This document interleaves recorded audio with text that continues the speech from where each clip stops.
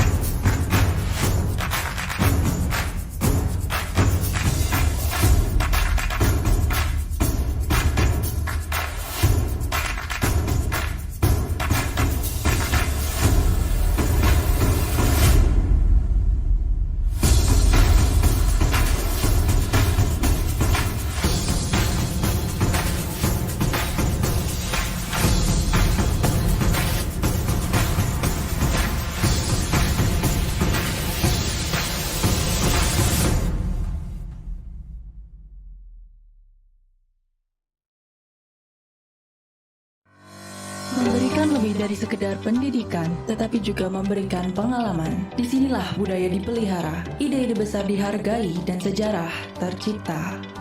Selamat datang di kampus utama Politeknik Negeri Jember. Didirikan di Jember sejak tahun 1988, Poli-J merupakan kampus vokasi unggulan di Indonesia. Berlokasi di selatan Pulau Jawa dengan luas lahan 36,9 hektar. Ditunjang dengan kampus di Bondowoso, Nganjuk, dan Sidoarjo. Poli-J mendedikasikan kemajuan serta inovasi dalam bidang ilmu pengetahuan dan teknologi. Sebagai lembaga pendidikan tinggi vokasi, Poli-J memiliki tanggung jawab besar dalam bidang akademik dan non-akademik. Dalam mewujudkan tanggung jawab tersebut, Poli-J menetapkan visi.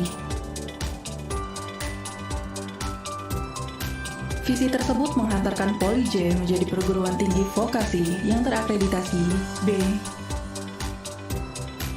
Demi mencapai mutu, Poli-J akan selalu berusaha berkembang dalam seluruh aspek dan memberikan yang terbaik untuk mengabdi terhadap masyarakat.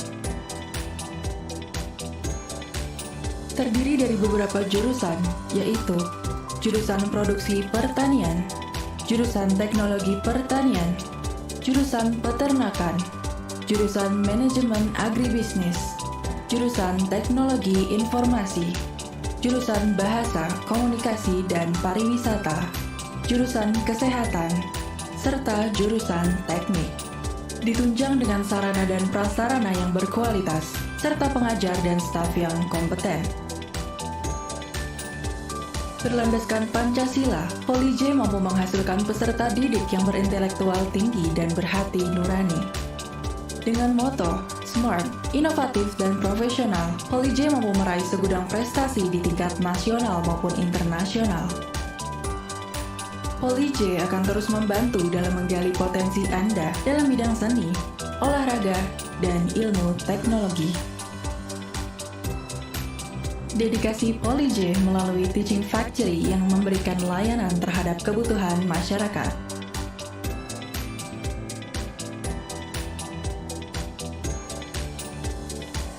Teaching Factory Smart Greenhouse.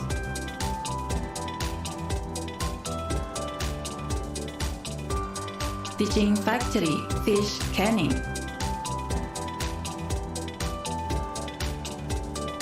Teaching Factory Bakery and Coffee.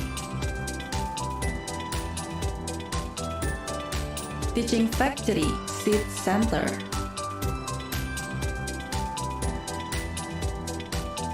Teaching Factory Pakan Ternak.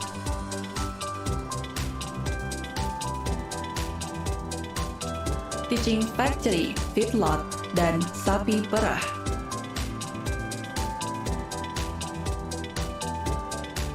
Teaching Factory Bunga Potong.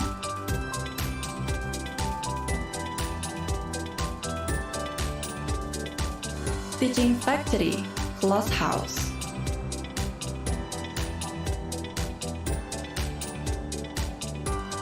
Cold Storage.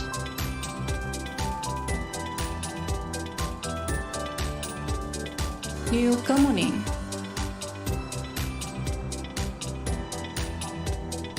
Teaching Factory Rotografur.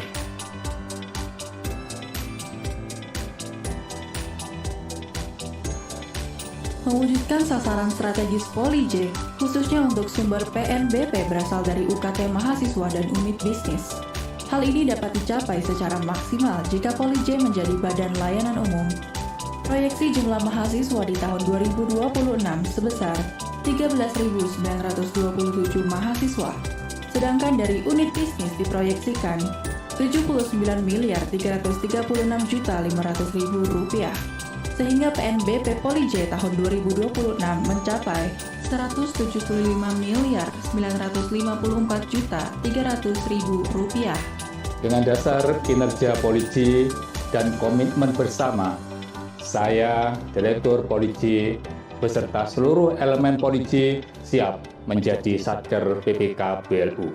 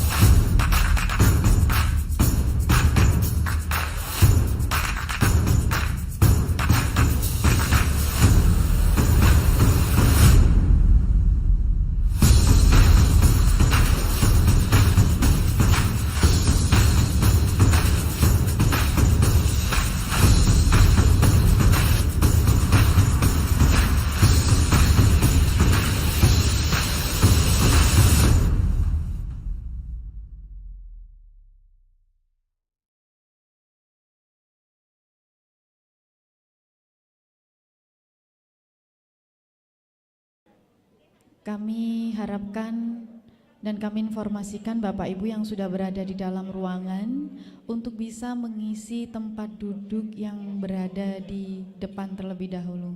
Mohon izin Bapak Ibu partisipan, mohon untuk first line diisi terlebih dahulu tempat duduknya, serambi nanti Bapak Ibu yang lain yang akan hadir bisa menyesuaikan tempat duduknya. Monggo, mungkin bisa dibantu dengan komite. Bapak Ibu hadirin bisa mengisi terlebih dahulu first line.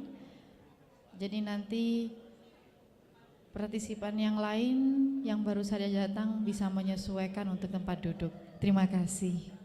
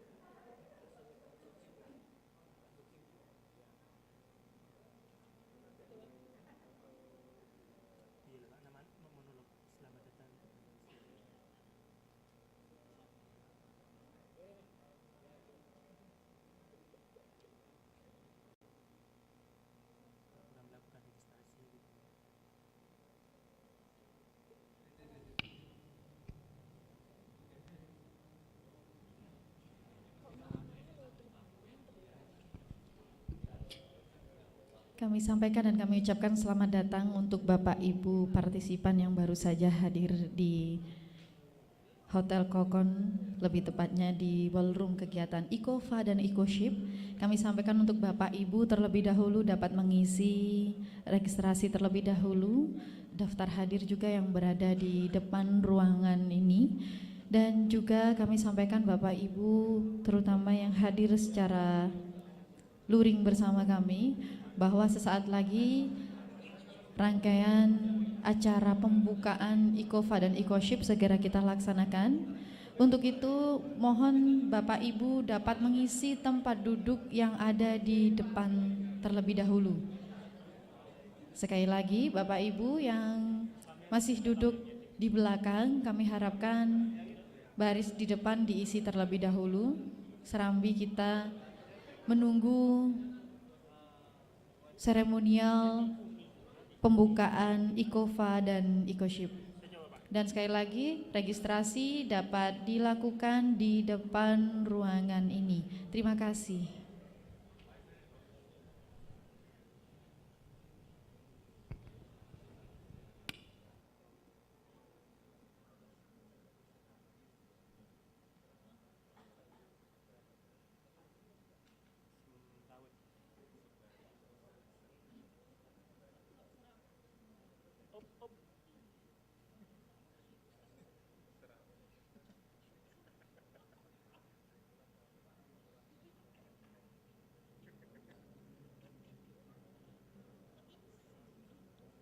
Sip.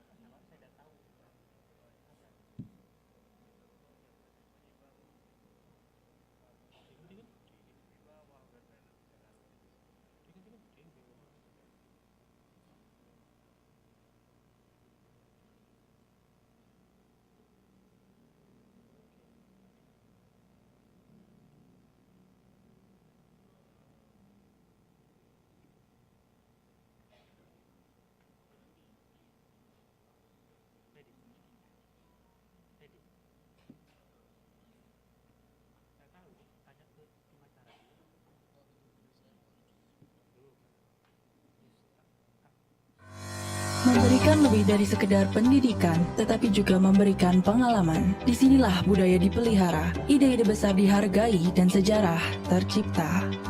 Selamat datang di kampus utama Politeknik Negeri Jember. Didirikan di Jember sejak tahun 1988,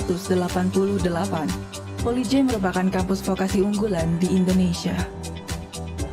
Berlokasi di selatan Pulau Jawa dengan luas lahan 36,9 hektar. Ditunjang dengan kampus di Bondowoso, Nganjuk, dan Sidoarjo. Poli-J mendedikasikan kemajuan serta inovasi dalam bidang ilmu pengetahuan dan teknologi. Sebagai lembaga pendidikan tinggi vokasi, Poli-J memiliki tanggung jawab besar dalam bidang akademik dan non-akademik. Dalam mewujudkan tanggung jawab tersebut, Poli-J menetapkan visi. Visi tersebut menghantarkan Poli-J menjadi perguruan tinggi vokasi yang terakreditasi B.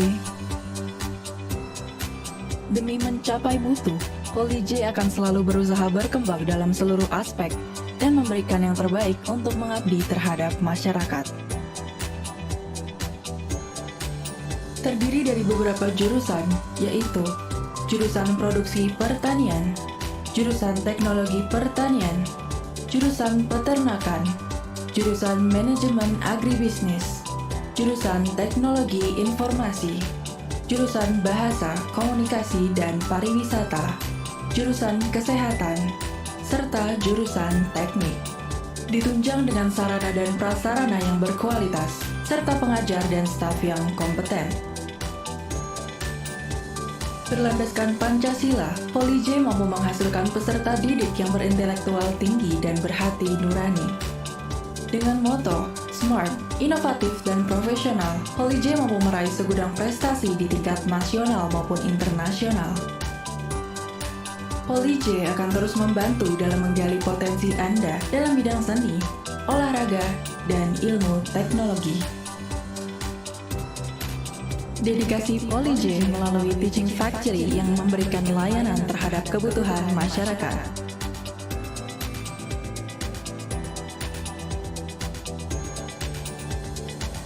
Teaching Factory Smart Greenhouse.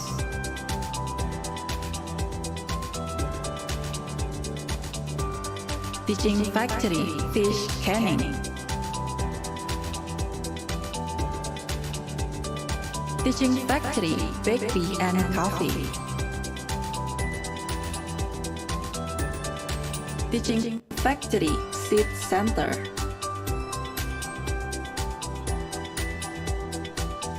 Teaching Factory Pakan Ternak.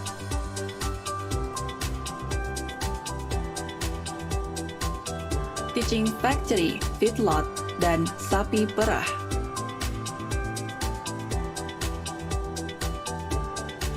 Teaching Factory Bunga Potong.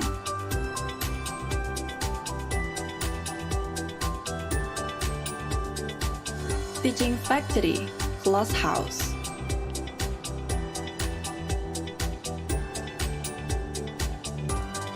Cold Storage.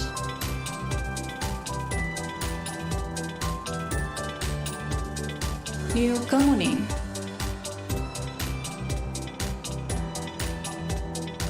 Teaching Factory Rotographer.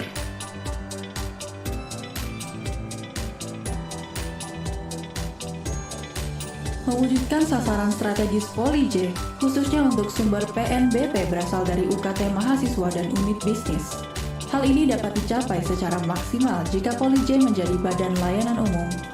Proyeksi jumlah mahasiswa di tahun 2026 sebesar 13.927 mahasiswa, sedangkan dari unit bisnis diproyeksikan 79.336.500.000 rupiah, sehingga PNBP Poli-J tahun 2026 mencapai 175.954.300.000 rupiah. Dengan dasar kinerja Poli-J dan komitmen bersama, saya, Direktur Poli-J, beserta seluruh elemen Poli-J siap menjadi Satker PPK BLU.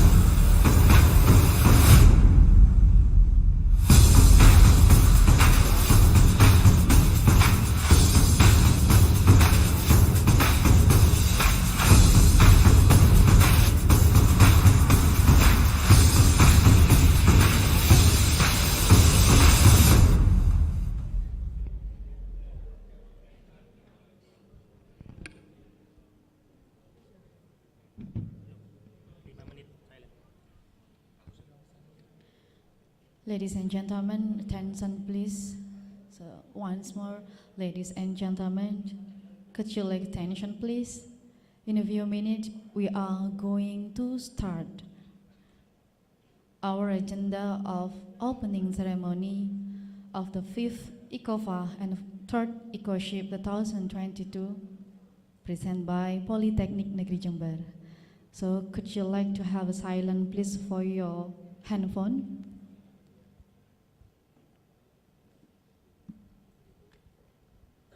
And I would like to say welcome to the Kokon Hotel Banyuwangi.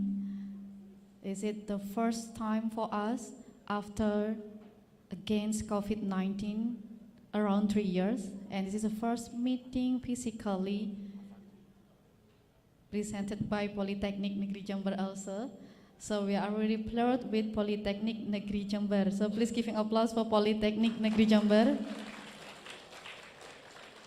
Baik, Bapak Ibu, mohon izin sesaat lagi acara pembukaan ICoFA kelima dan ICoSHIP ketiga akan segera kita mulai. Mohon Bapak Ibu dapat men-silent mode handphone Bapak Ibu agar hikmat acara ini terlaksana dari awal hingga akhir. Dan untuk Bapak Ibu yang baru saja hadir, kami perkenankan untuk melakukan registrasi terlebih dahulu. Setelah itu dapat memasuki main hall di Bambangan Ballroom. Kita akan mengikuti sesaat lagi dalam beberapa menit pembukaan acara ICoFA dan ICoSHIP Politeknik Negeri Jember.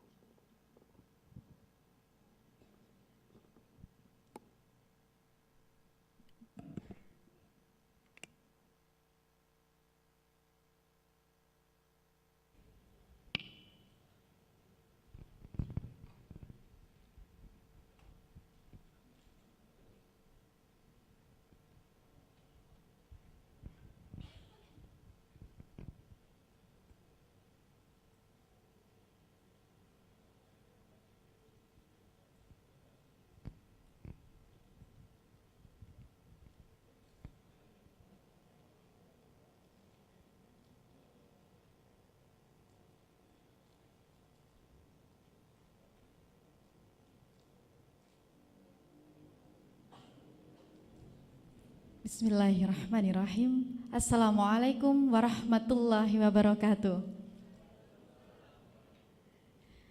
Good morning, ladies and gentlemen.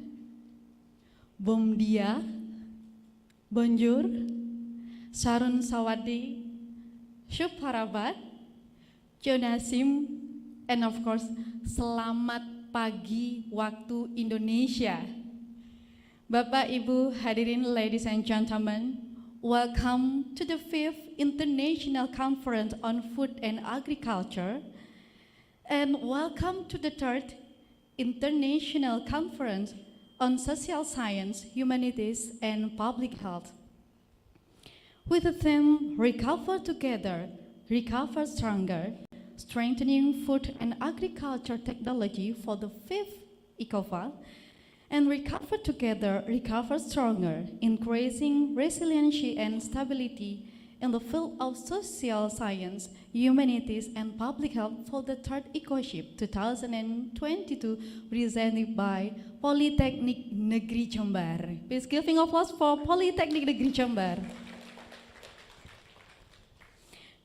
Ladies and gentlemen, it was an honor for us and happy to see you again in the 2022 with a charming and shining face. Especially, it's been 3 years we only met by virtual, and this is the time we met physically in the moment of Politeknik Negeri Jember presenting ICoFA ke-5 dan ICoSHIP ke-3. Sekali lagi, please giving applause.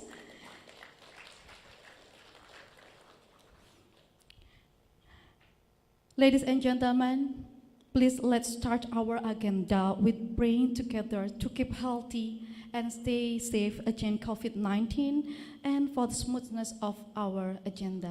Bapak Ibu hadirin, kita tundukkan kepala seraya kita memohon kepada Tuhan Yang Maha Esa agar acara ini dapat terlaksana dengan baik dari awal hingga akhir. Berdoa menurut keyakinan dan agama masing-masing, disilahkan.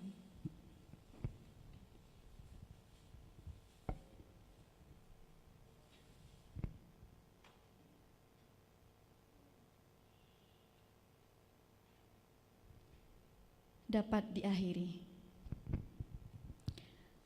The Honorable Director Politeknik Negeri Jember, representative by Vice Director of Planning, Collaboration and Information System Affairs of Politeknik Negeri Jember, Bapak Dr. Insinyur Nantil Bambang Eko Solistio Magister Science.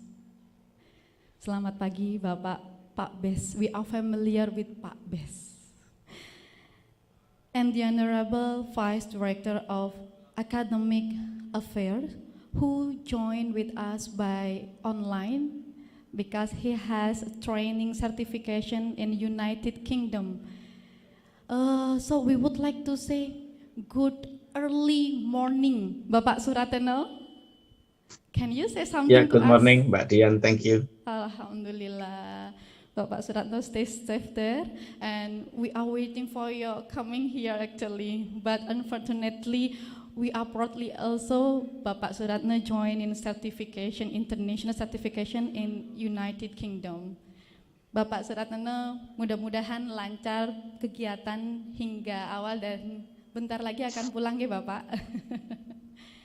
Amin, terima kasih. And we are going to sending regard to Vice Director of Student Affairs, Bapak Wahyu Kurnia Dewanto, Sarjana Komputer Magister Teknik.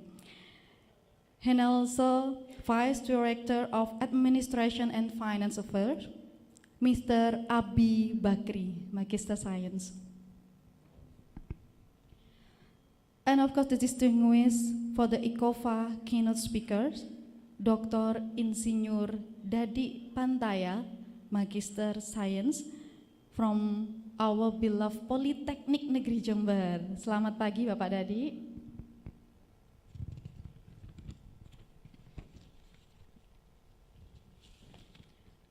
And also the second one from the ICoFA keynote speaker, Professor Sae-Byuk, Ph.D. Is it correct, Professor? The way I said? Okay. So I would like to give special greeting for him, for Professor Lee. Annyeonghaseyo. You look so Mosenin. Is it good? Is it correct? Yeah. You look so Mosenin and Yulin. So Sangnim, welcome to Indonesia. Is it your first time to visit Indonesia? So enjoy your day here. Professor Sae-Byuk, Ph.D. It's come from Kyungpook National University, School of Food Science and Biotechnology, South Korea. And the third, the Associate Professor, Dr. Fakir Sharif Hossain, from Department of Electrical and Electronic Engineering, Ahsanullah University of Science and Technology, Dhaka, Bangladesh, who joined with us by online. Good morning, Professor Dr. Fakir Sharif Hossain, and the excellencies from the ICoSHIP keynote speaker, Dr. Raymond Francis R. Sarmiento from University of the Philippines, Manila, Professor Ellen van der Berg from Department Pediatrics University Medical Center Groningen, Netherlands, and the third, the Honorable Dr. Luh Putu Suciati, who joined with us here. Selamat pagi, Ibu, from the Head of Indonesian Society of Agriculture Economics Jember, and the last one from our beloved campus, Ibu Fitri Wijayanti, SPD, MPD. Selamat pagi Bapak Ibu. And of course, how happy today is all of the participants of ICoFA and ICoSHIP, especially from the other country. So I will give greeting to all the participants from Australia, from Bangladesh, from France, South Korea, Thailand, and Indonesia. Is it the participant for ICoFA, and the participant of ICoSHIP from India, Japan, Philippines, Portugal, United States, and Indonesia. So please giving applause to all the participants.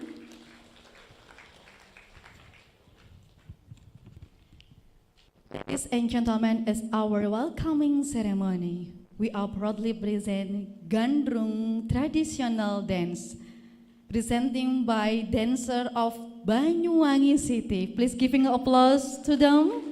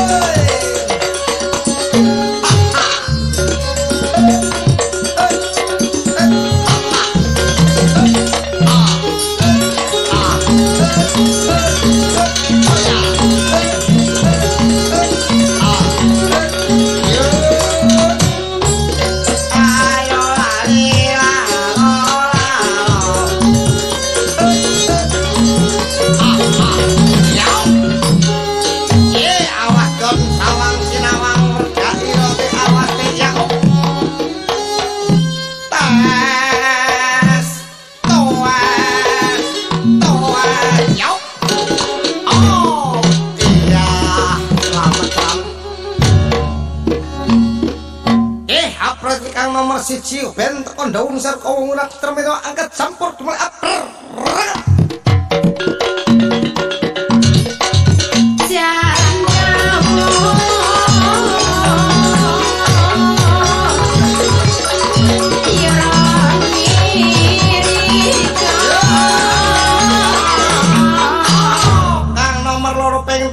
Ndase pundake nyang bokong itu angkat sempur sekarang kemu aper.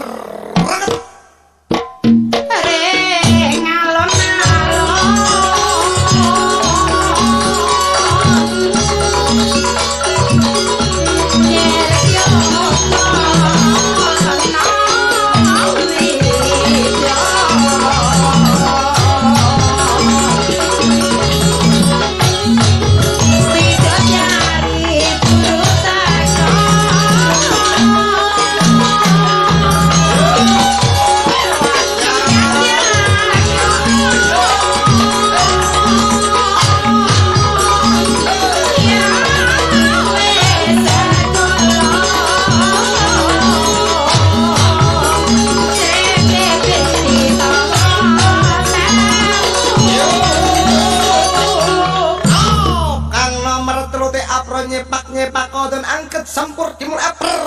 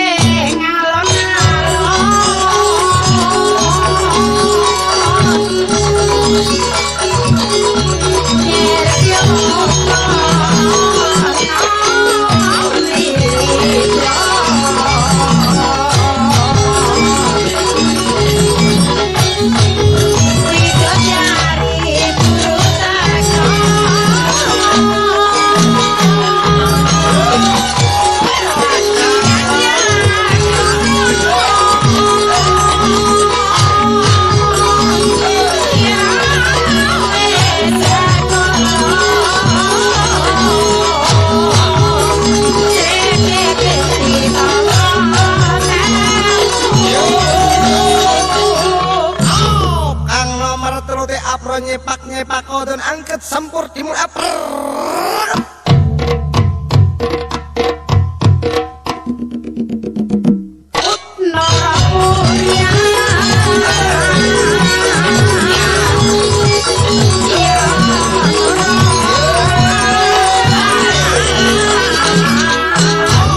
Ang nomor 4 mulai yang kandangnya dek-dek angkat sampur sekarang timur aper.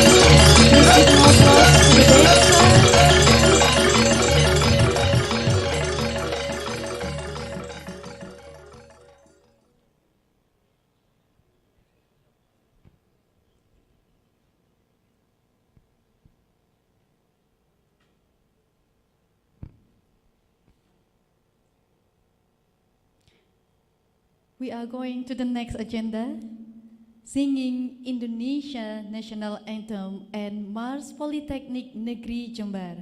Ladies and gentlemen, could you like to raise? Bapak dan Ibu, kami persilahkan untuk berdiri.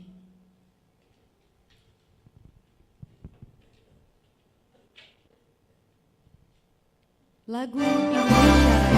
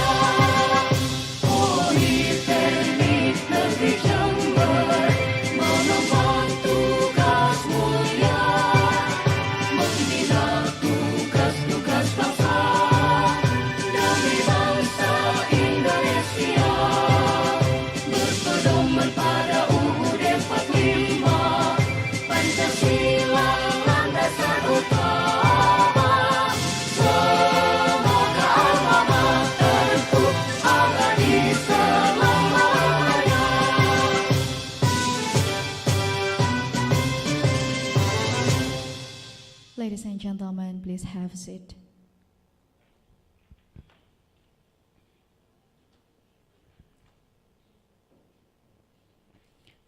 Welcoming speech by Chairman of Organizing Committee to the Professor Dr. Insinyur Bagus Putu Yudhia Kurniawan, Magister Pertanian. Time is yours.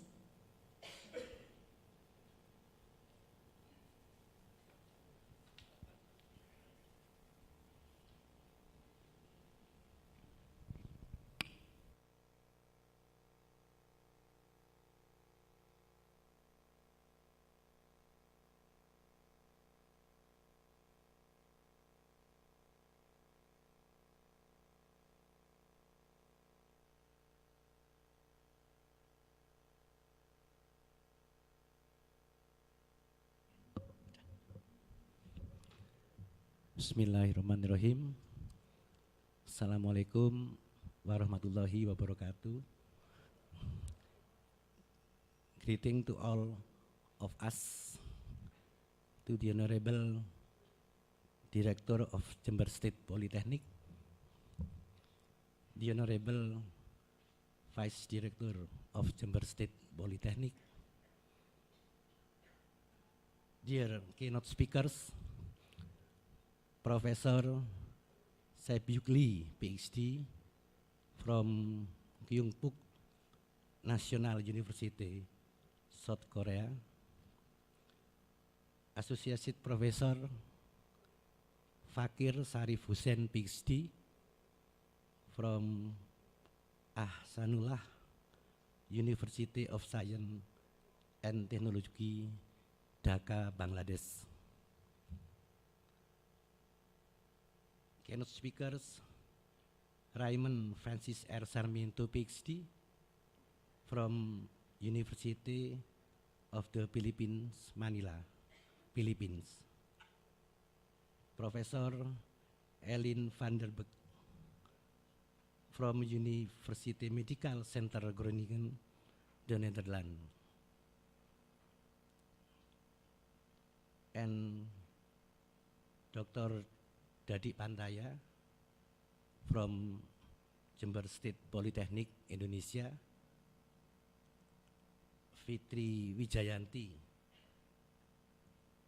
Magister Pendidikan from Jember State Politeknik Indonesia, and Dr. Putu from Jember University, Indonesia, researchers, and all conference participants. First of all, I'd like to extend a warm welcome to everyone attending this international conference, and thank you for coming to share your knowledge and expertise with us. Recover together, recover stranger, strengthening food and agriculture technology is chosen as the topic, the 5th International Conference and Food and Agriculture, ICoFA, and recover together, recover stronger, increasing resiliency and stability in the field of social sciences, humanities, and public health is chosen as the topic, the 3rd International Conference on Social Science, Humanities, and Public Health, based on the facts that the technology integration into agriculture and food production and resilience and stability in social science, humanities, and public health is unavoidable to resolve problem in era 5.0. This year, we have 4 prominent keynote speakers from Korea, Bangladesh, Philippines, and the Netherlands, as well as 3 keynote speakers from Indonesia. I'm also impressed by the enthusiasm of the 224 paper submission to be published by IOP Conference Series, Earth and Environmental Science, EES, EAI Publisher, and Horizon Research Publishing Corporation. And there will be 183 oral presentation from Indonesia and abroad. In addition, there will be virtual participation coming from several countries. There are Australia, France, Thailand, India, Japan, Portugal, and United States, who are interested and committed to agriculture and food production, as well as social science, humanities, in public health. I really appreciate to the director of Jember State Polytechnic for his commitment and support, making this international conference an annual agenda for the Jember State Polytechnic anniversary. As chairman of the organizing committee, I also express my appreciation to the organizing committee and the work of the management team of the Research and Community Service Center, Pusat Penelitian dan Pengabdian Masyarakat.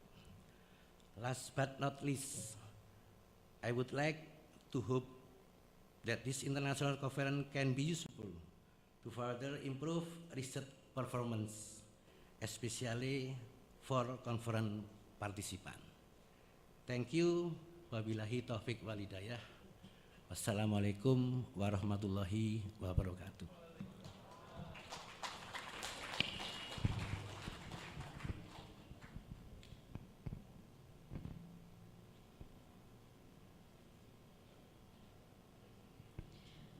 Thank you, Professor Bagus. Ladies and gentlemen, for the next welcoming speech and also opening of this agenda, it will be delivered by Director of Politeknik Negeri Jember, representative by Vice Director of Planning, Collaboration and Information System, to Dr. Insinyur Nantil Bambang Eko Sulistyo Magister Science. Time is yours to deliver his speech.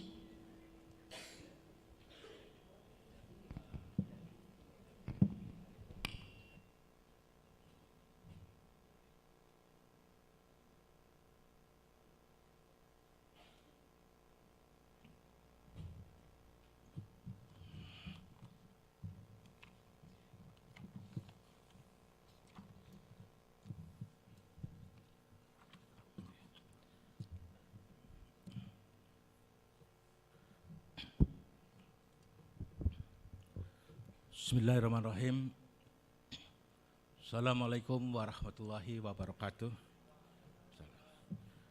Good morning, greeting to all us. Namo Buddhaya, Om Swastiastu, and of course, wish you all happy and healthy. The Honorable Vice Director, State Politeknik Jember, the first Vice Director of Academic Affairs, Mr. Suratno, Magister Computer by Daring, and the Vice Director of General Administration and Finance Affairs, Mr. Abi Bakri, Magister Science, and the Honorable Vice Director of Student Affairs, Mr. Wahyu Kurniawan, Magister Computer, and the Honorable Head of Center of Research and Community Service, State Politeknik of Jember, Mr. Dr. Budi Hayono, Magister Science, and the Honorable Chair of International Conference, Professor Dr. Insinyur Bagus Yudhia, Magister Pertanian, and all distinguished invited speakers, and all beloved participants. First of all, praise to be Allah, the Almighty, to giving us to guideline and healthy until the very moment, so that we can attend this event. And secondly, I would like to apologize that the director cannot be present in this moment. So I, Vice Director of Planning and Cooperation Affairs, was tasked with reading his remarks. Okay, ladies and gentlemen, I will read message from Director of State Politeknik of Jember. On behalf of State Politeknik of Jember, I would like to extend a warm welcome to connecting Ministry Maritime Affairs and Investment Republic of Indonesia, and all distinguished invited speakers. One, Dr. Dadik Pantaya, MSU IPU from State Politeknik Jember, thank you. And second, Professor Sae-Byuk, Ph.D. from Kyongpo National University, School of Food Science and Biotechnology, South Korea. The third, Associate Professor Dr. Fakir Sharif Hossain from Department of Electrical and Electronic Engineering, Ahsanullah University of Science and Technology, Dhaka, Bangladesh. And the fourth, Fitri Wijayanti, Magister Pendidikan from State Politeknik of Jember. 5, Dr. Ramon Francis Sarmiento from University of Philippines, Manila, Philippines.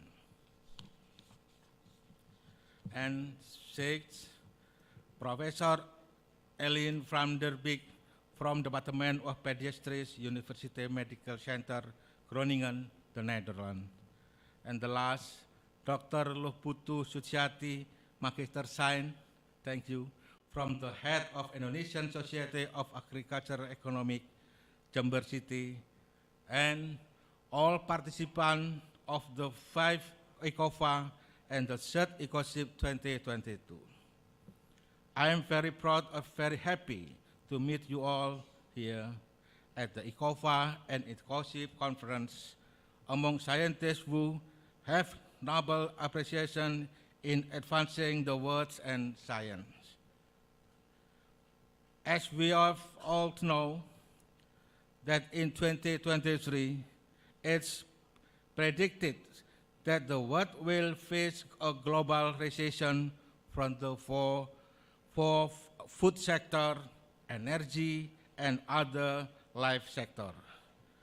An economic recession is a condition in which a country's economic experiences a significant decline in activity over a long period of time. A decline of gross domestic products, an increase in unemployment rates, and a decline of consumer trust are signs of the economic recession in a country. Some countries that are predicted to not be significantly affected by the word recession are Indonesia, India, Brazil, and Mexico. Indonesia's success at the G20 presidency in 2022 has placed Indonesia as a representation to raise issues facing development countries. Indonesia G20 presidency has established 3 priority issues, namely the global health architecture, transition to sustainable energy, as well as digital and economic transformation. Hopefully, we can take advantage to this moment to rise and recover together. I would like to thank the organizing committee for their hard work to successfully organize this conference. I would also like to congratulate all participants for successfully presenting their work at this conference. Lastly, I would like to extend my deepest gratitude to the Ministry of Education, Culture, Research and Technology, and all our partner universities for supporting this conference. Thank you, Director Saiful Anwar. Okay, ladies and gentlemen, due to the time limiting, thank you very much for all your attention and assistance in order to make this annual agenda a success. May Allah subhanahu wa ta'ala, the Almighty, always guide us. Thank you. Wassalamualaikum warahmatullahi wabarakatuh.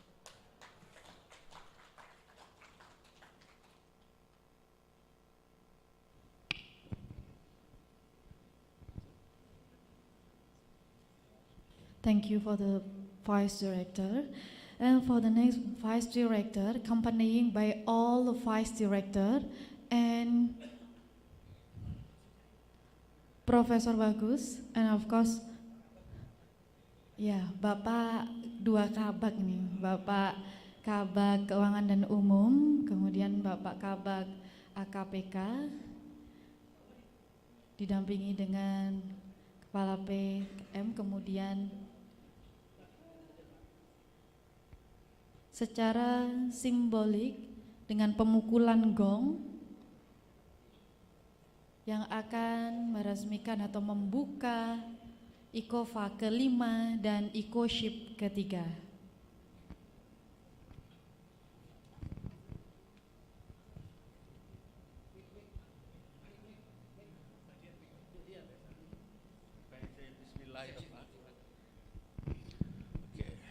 I say Bismillahirrahmanirrahim. this international conference, State Politeknik Jember, will begin. This time?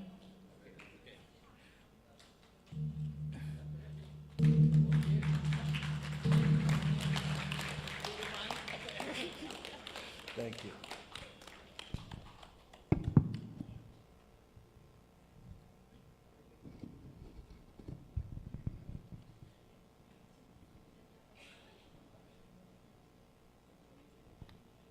Mohon izin diabadikan terlebih dahulu momennya.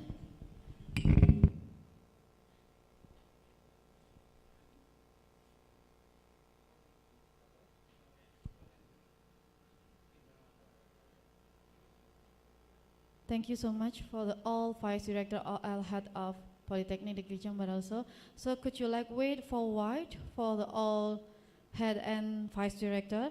After this, we are going to give a gift to the keynote speakers who come physically in Hotel Kokon. Yeah, for the first, could you fourth Vice Director, Pak Bes, could you like to give gift to Professor Lee?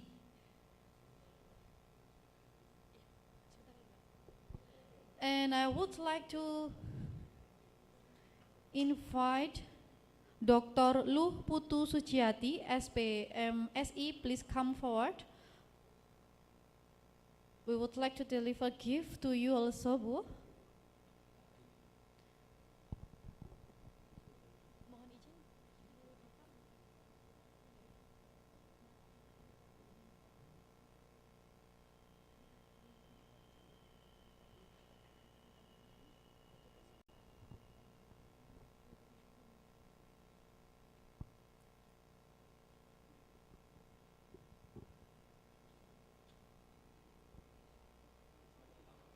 Ya, Prof. Lee.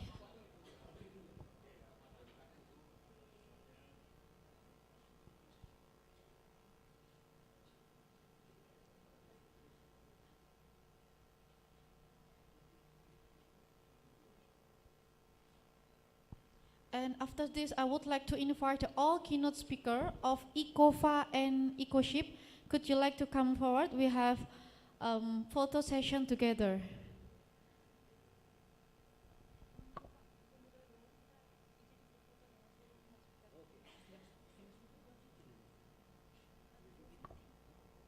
Bu Fitri Wijayanti, could you like to come forward, having picture with us?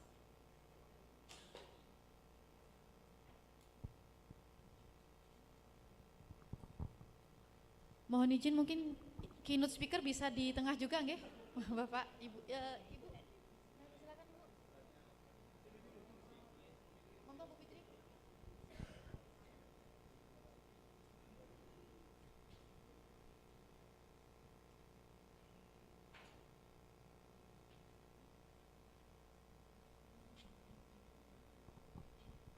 Mohon izin mungkin dibantu terlebih dahulu, gongnya agak gongnya dipinggirkan terlebih dahulu.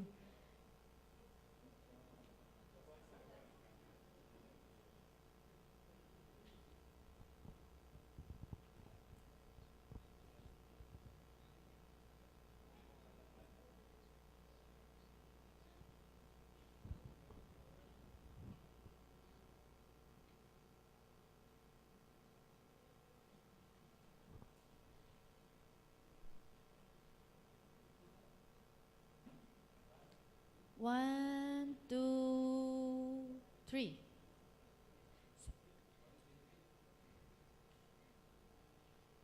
Tiga, dua, satu. Hana Dul San. Baik, terima kasih Bapak dan Ibu. Could you like to have a seat, please?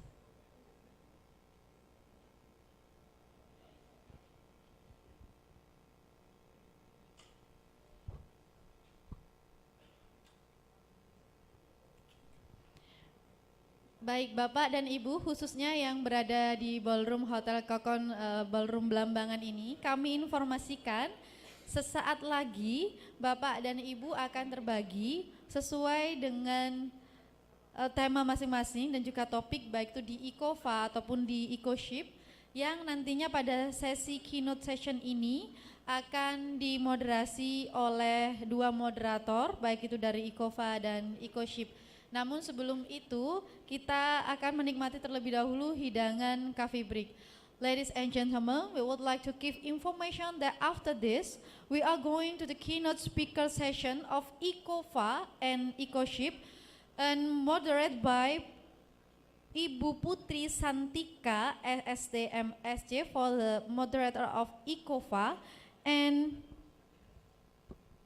for ICoSHIP will moderate by Mrs. Nodistia Septian Indastana, SS, SPD, MPD. But before of that, we have maybe around 15 until 30 minutes for having coffee break here. So, ladies and gentlemen, especially all the participants who join with us by Zoom, please wait for a while. We have 30 minutes for having coffee break here. Thank you so much. If any question from the participant, please you can raise hand or you can ask to the committee. And one information again, for ICoFA location in the main hall, Blambangan room, and for ICoSHIP location in the Baluran room. So one more time, for ICoSHIP in Baluran room, for ICoFA Blambangan room. Thank you so much and see you after 30 minutes.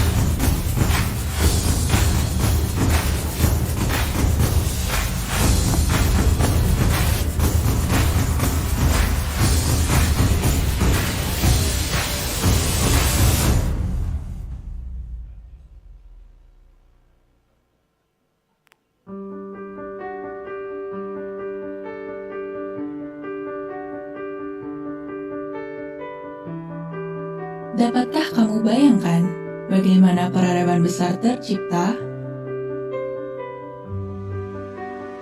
Ya, dari cita-cita dan kemauan kuat para pahlawan pendahulu kita. Dengan adanya program pemerintah demi mendorong kemajuan ilmu pendidikan dan pengembangan teknologi, maka lahirlah Politeknik Negeri Jember.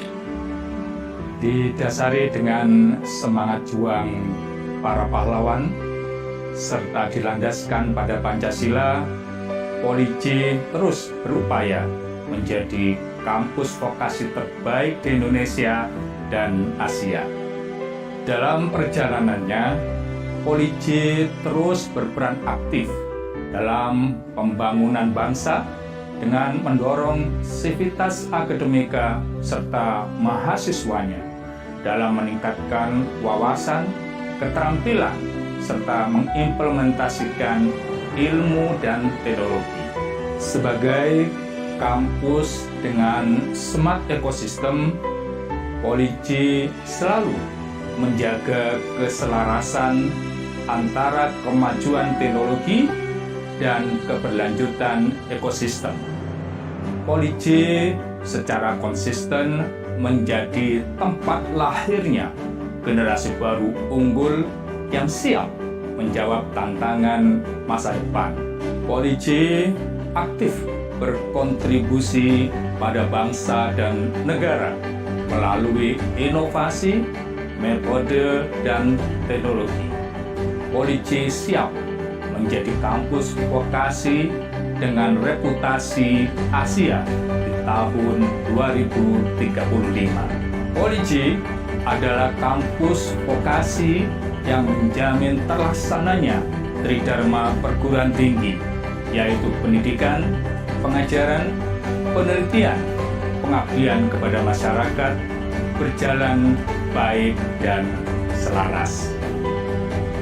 Sebagai politeknik terbaik di Indonesia, Politeknik Negeri Jember berkomitmen dapat terus berkontribusi dalam menghadirkan pendidikan berkualitas, menghasilkan berbagai penelitian dan inovasi demi kemajuan bangsa, serta sebagai lembaga pengabdian kepada masyarakat. Dibangun di atas lahan seluas 36 hektar yang terletak di Jember, Jawa Timur, Indonesia.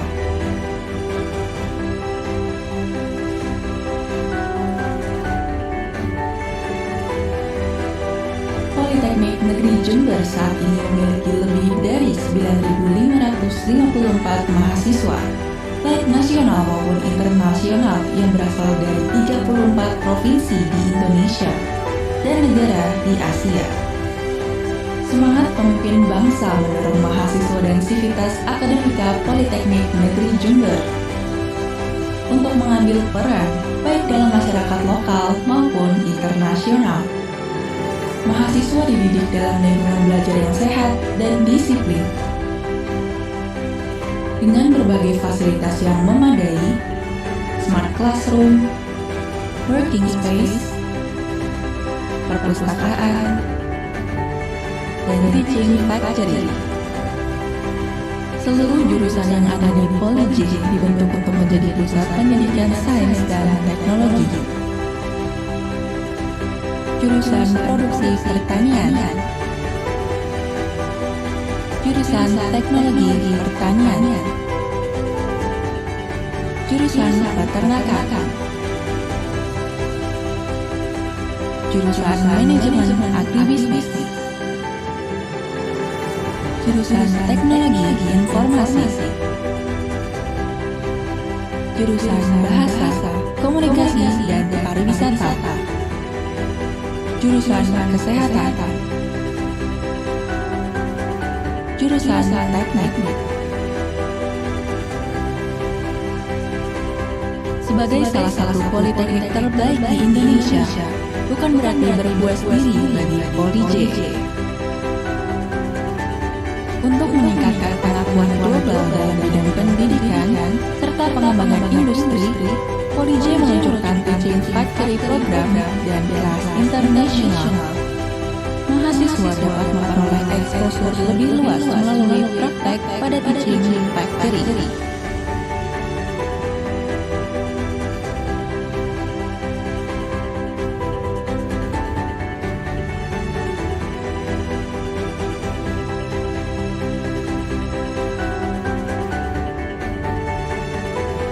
Kesempatan juga terbuka luas bagi para peneliti dari seluruh dunia untuk meneliti dan mengajar di Poliji. Peluang tersebut telah membuat riset kerjasama nasional dan internasional.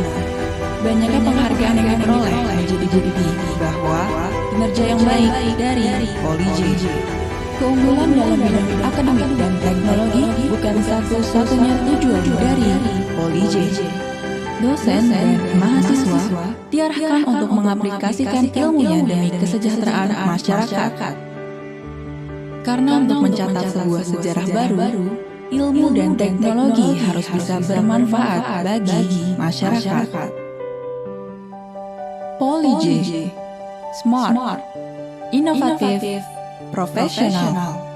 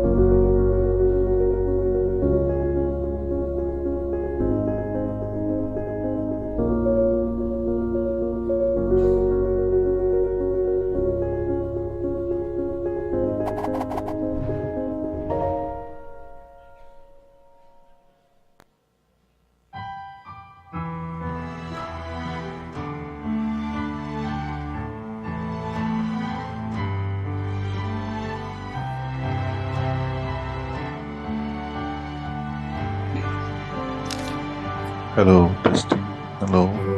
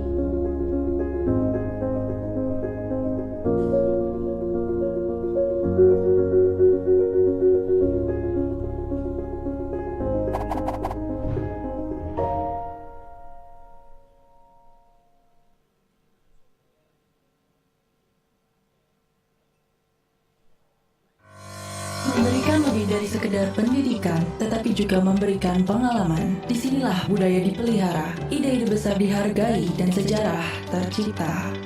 Selamat datang di kampus utama Politeknik Negeri Jember. Didirikan di Jember sejak tahun 1988, Poli J merupakan kampus vokasi unggulan di Indonesia. Berlokasi di selatan Pulau Jawa dengan luas lahan 36,9 hektar. Ditunjang dengan kampus di Bondowoso, Tanjung, dan Sidoarjo. Poli J mendedikasikan kemajuan serta inovasi dalam bidang ilmu pengetahuan dan teknologi. Sebagai lembaga pendidikan tinggi vokasi, Poli J memiliki tanggung jawab besar dalam bidang akademik dan non-akademik. Dalam mewujudkan tanggung jawab tersebut, Poli J menetapkan visi. Visi tersebut menghantarkan Poli J menjadi perguruan tinggi vokasi yang terakreditasi B. Demi mencapai mutu, Poli J akan selalu berusaha berkembang dalam seluruh aspek dan memberikan yang terbaik untuk mengabdi terhadap masyarakat. Terdiri dari beberapa jurusan, yaitu jurusan produksi pertanian, jurusan teknologi pertanian, jurusan peternakan, jurusan manajemen agribisnis, jurusan teknologi informasi, jurusan bahasa, komunikasi, dan pariwisata, jurusan kesehatan, serta jurusan teknik. Ditunjang dengan sarana dan prasarana yang berkualitas, serta pengajar dan staf yang kompeten. Berlandaskan Pancasila, Poli J mampu menghasilkan peserta didik yang berintelektual tinggi dan berhati nurani. Dengan moto smart, inovatif, dan profesional, Poli J mampu meraih segudang prestasi di tingkat nasional maupun internasional. Poli J akan terus membantu dalam menggali potensi Anda dalam bidang seni, olahraga, dan ilmu teknologi. Dedikasi Poli J melalui Teaching Factory yang memberikan layanan terhadap kebutuhan masyarakat.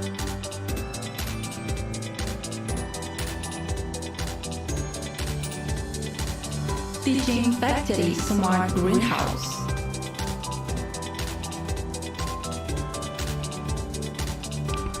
Teaching Factory Fish Bapak Canning. Ibu yang ada di hall ini, kami informasikan sekali lagi bahwa Teaching ICoSHIP Factory bertempat Bakery and di Coffee. Baluran Room. Jadi ada di belakang ruangan ini. Sekali lagi untuk Teaching Bapak Ibu yang Factory tergabung di Seed ICoSHIP Center.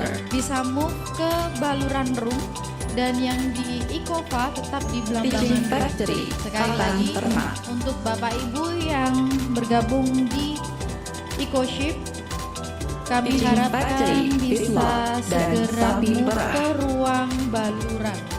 Sekali lagi, yang ICoSHIP kami aturkan bisa berpindah Teaching ke Factory, baluran. Bunga Terima Potong. kasih.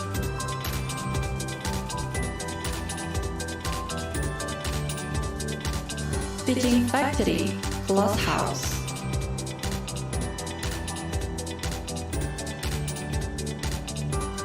Cold Storage.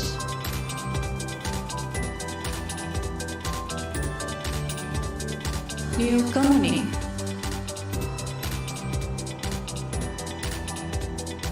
Teaching Factory Rotographer.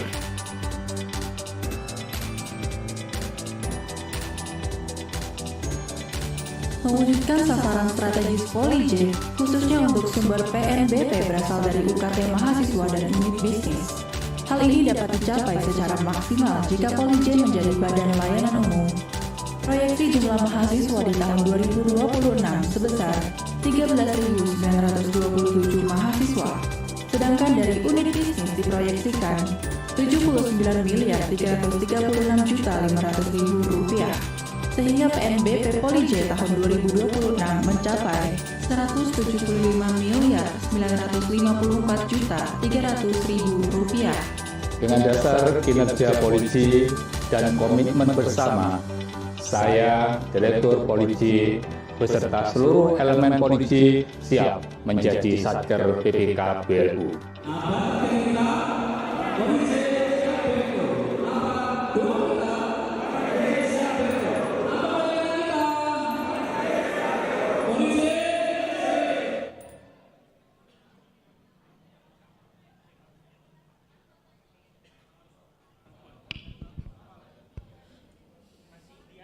Baik, Bapak Ibu, ladies and gentlemen, karena ini sudah 30 menit, it's been 30 minute time of coffee break is up. So I would like to invite Ibu Putri Santika for leading keynote session of ICoFA, and I hope Ibu Nodistia Septian Indrastana is already in Baluran room for moderate keynote session of ICoSHIP. So one more time for all the participants of ICoFA and ICoSHIP, I would like to give information again for the location of ICoFA in Blambangan room and ICoSHIP in Baluran room. Ibu Putri Santika, it will be moderator of keynote session ICoFA, and Ibu Nodistia Septian Indarstana, it will be moderator of keynote session ICoSHIP. So Ibu Putri, time is your and Ibu Nodistia.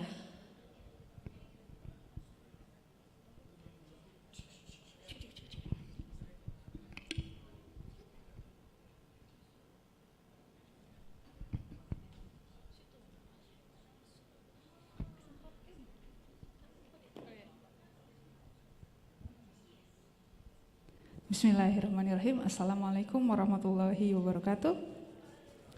Good morning, ladies and gentlemen. My name is Putri Santika, and I am so very happy to welcome you all to the 5th International Conference on Food and Agriculture 2022 under the theme of Recover Together, Recover Stronger, Strengthening Food and Agriculture Technology. We are so very honored to have you all here with us today. Ladies and gentlemen, in this particular event, let me introduce you to our 3 honorable keynote speakers. First, we have Professor Sae-Byuk, Ph.D. from the School of Food Science and Biotechnology, Kyungpook National University, South Korea. 안녕하세요, 교수님 반갑습니다. Thank you for coming all the way from Korea. How was the trip? Okay. Thank you very much. I hope you enjoy your stay here in Indonesia. And joining us from the Zoom cloud meeting, we have Professor Dr. Fakir Sharif Hossain from the Department of Electrical and Electronic Engineering, Ahsanullah University of Science and Technology, Bangladesh. Has he joined us today? Good morning, Professor. Professor Hossain? Not yet? Professor Hossain.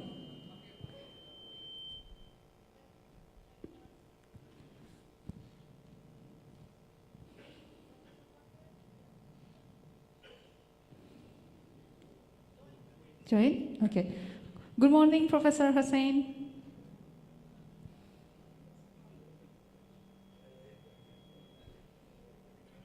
Okay, maybe he hasn't heard us that much. And the last but not least, we have Dr. Insinyur Dadik Pantaya, M.Si, IPU, from our beloved Politeknik Negeri Jember. Hello, sir. I hope you're doing great today. Okay. Ladies and gentlemen, please give them a warm applause. Thank you. Thank you very much. Ladies and gentlemen, and the pandemic has surely affected a lot of things in our life, and that is including the agriculture and food sector. And this sector has faced significant disruptions due to the COVID-19 crisis and associated lockdown measures. And in this opportunity, we will all listen to all of our speakers have to say about this matter. So each speaker will have around 15 minutes to present, and after all the speakers have done with their speeches, we're gonna have a 30 minutes Q&A session. So if you do have some question, just feel free to ask away by just raising your hand. And for all those of you joining from the Zoom cloud meetings, you can use the raise hand feature. Now I believe that we are all excited to listen to our speakers. So without any further ado, let's begin our first session with Professor Sae-Byuk, Ph.D. from the School of Food Science and Biotechnology, Kyungpook National University, South Korea. So he took his master's degree and Ph.D. in the Kyungpook National University in the field of food microbiology, and he has done many research in the field of food microbiology, biofuel fermentation and yeast biology, and wine fermentation. And today, he'll be sharing with us about advanced microbial starters for food industry. Please welcome Professor Sae-Byuk Lee.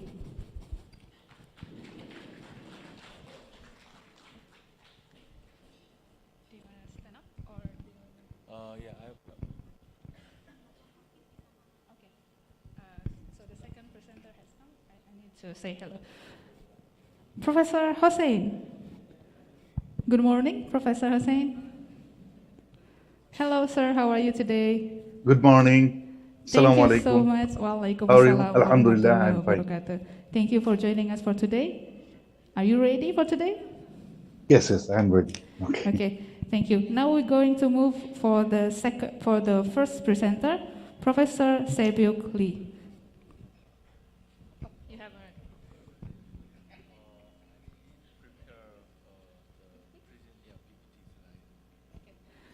Panitia, mohon bantuan untuk PPT. Okay. Nice to meet you, everybody. Yeah. Selamat pagi. Nama saya Sae-Byuk Lee. Yeah, it's a piece of the Indonesian. Yeah. My name is Sae-Byuk Lee. As you introduced me, I was working at the University of Kyungpook National University as an assistant professor, and especially my major is food microbiology, and I have studied about the wine or some other fermented food using various microorganisms. So today I would like to introduce one of my research topic about the advanced microbial starters for food industry.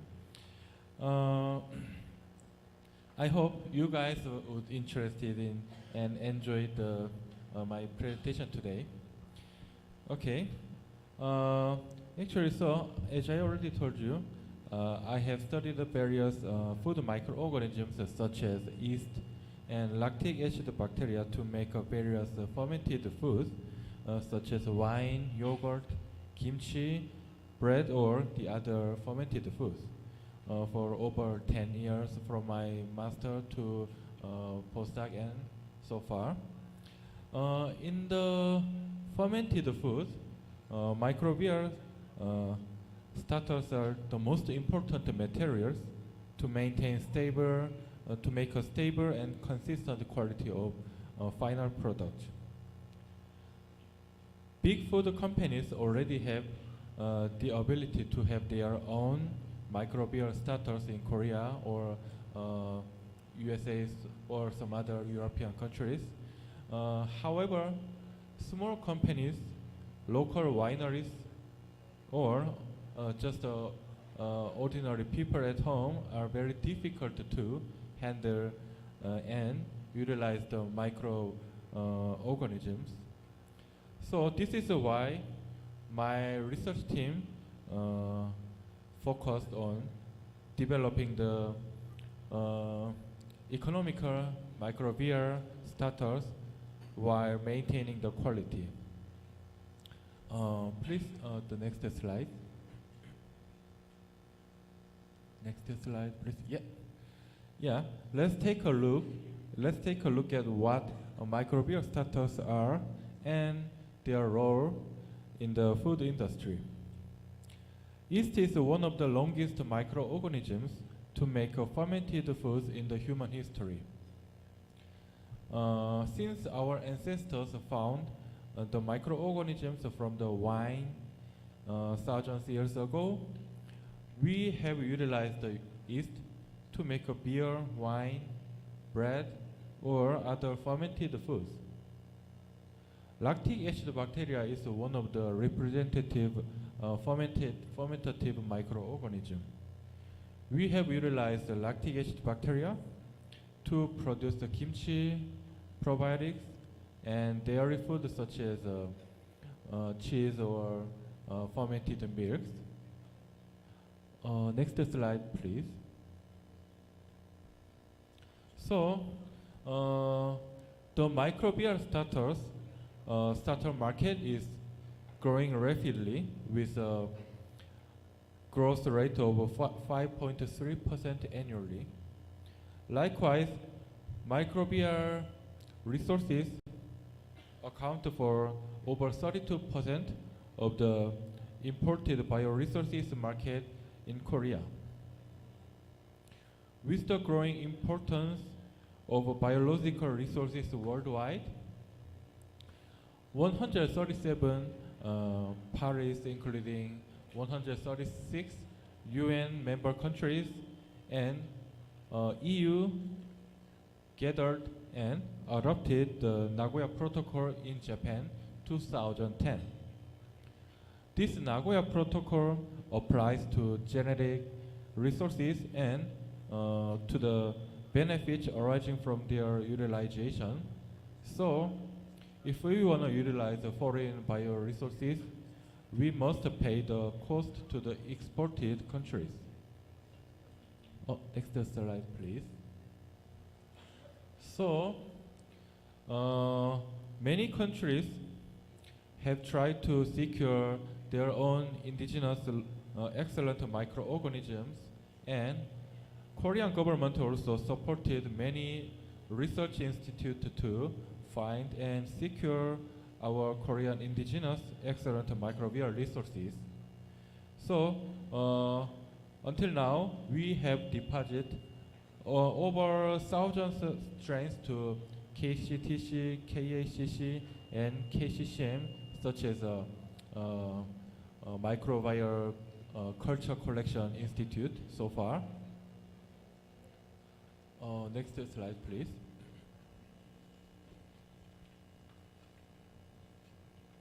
Even though it is very important to secure a lot of excellent microorganisms resources, another important point is to make a microbial starter product and provide it to the people.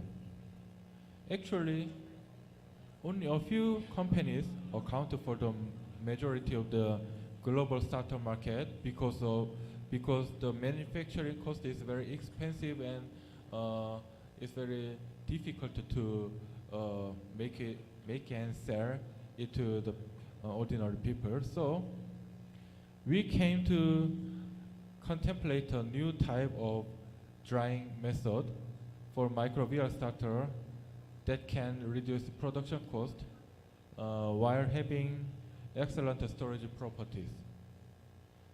Because the fridge drying is very expensive and the fixing cost is very high. So according to,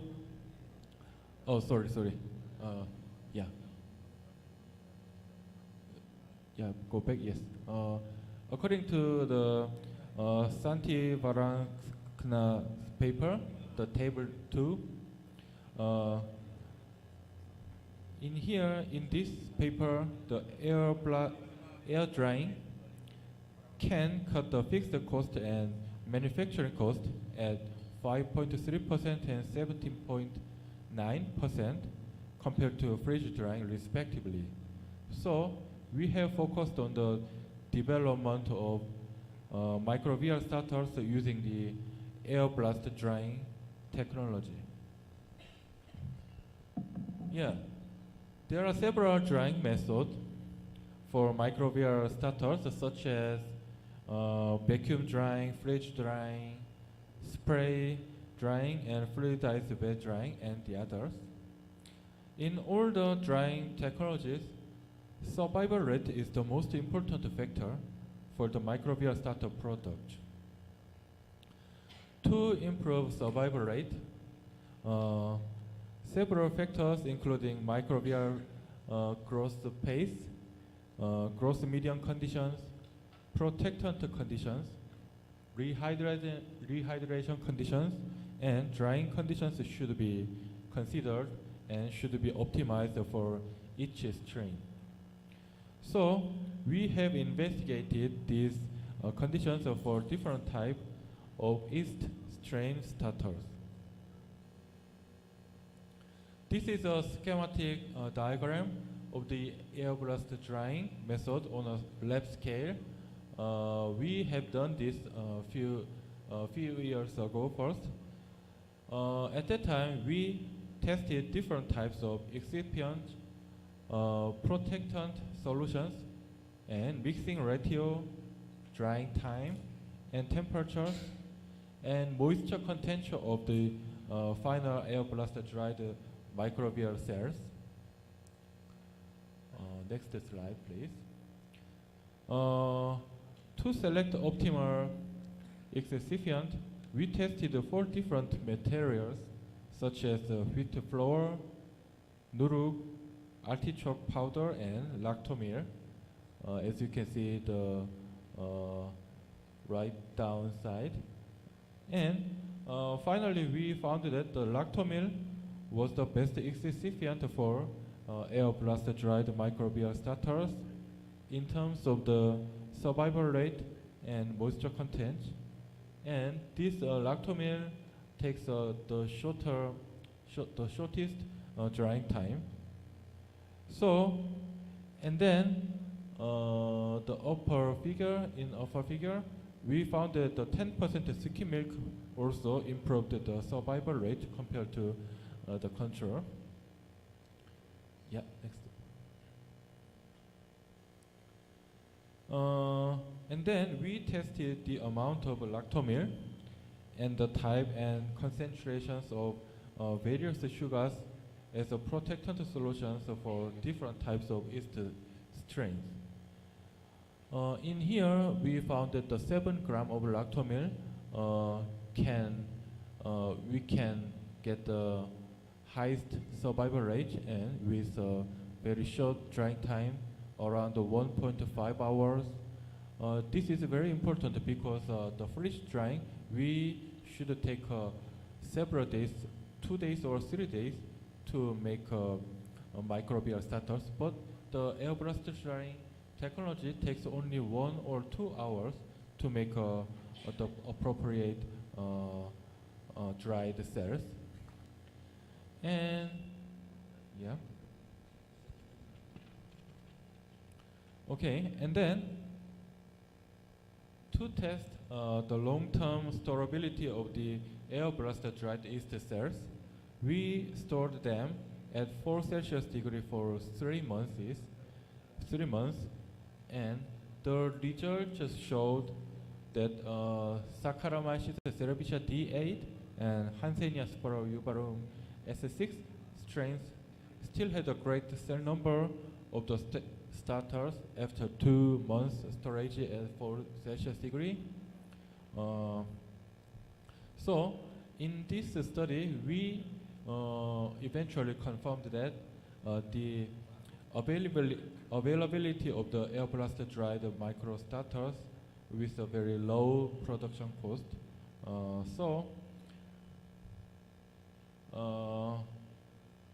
We think air blast drying technology can replace the freeze drying to fix some other issues. Okay, so, and we would like to apply to this technology to the other strain types, because the different microorganisms have different cell structure, optimal growth conditions, and environmental adaptability and tolerances.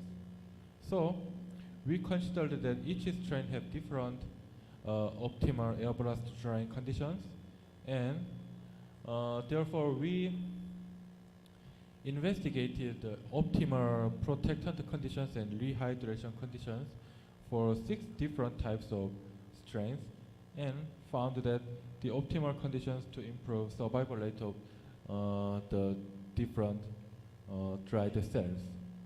So mostly we tested 6 strains and 3 halos. Some strains had the sterolhalose was the best protectant sugar, and NaCl was the best rehydration solutions for some strains, and some strains got a sucrose and lactose, maybe the left fructose was the best protectant conditions, which means that we should find the optimal air blast drying conditions for different strains. So there are still a lot of things to investigate. And next, even though we found that the optimal air blast drying conditions for some strains, storability still remained an issue to be solved. So, because the survival rate of microbial starters decreased due to oxidation during storage, we tried to test the effect of treatment with antioxidants such as L-ascorbic acid and glutathione on the survival rate of the air blast dried starters. As shown in these figures, we confirmed that antioxidant treatment contributed to maintaining the viability of air blast drying cells in the hostile environment for 2 months, and so I captured the morphology of the air blast dried cells after 8 weeks. The antioxidants, we thought that antioxidants can maintain their structures and some other things from the oxidations. Yeah, next please. So until now, we established the optimal air blast drying conditions for each strain, but there are still some things to be improved, such as short storability. However, at this point, we would like to test whether the quality of final food products using the air blast drying starters.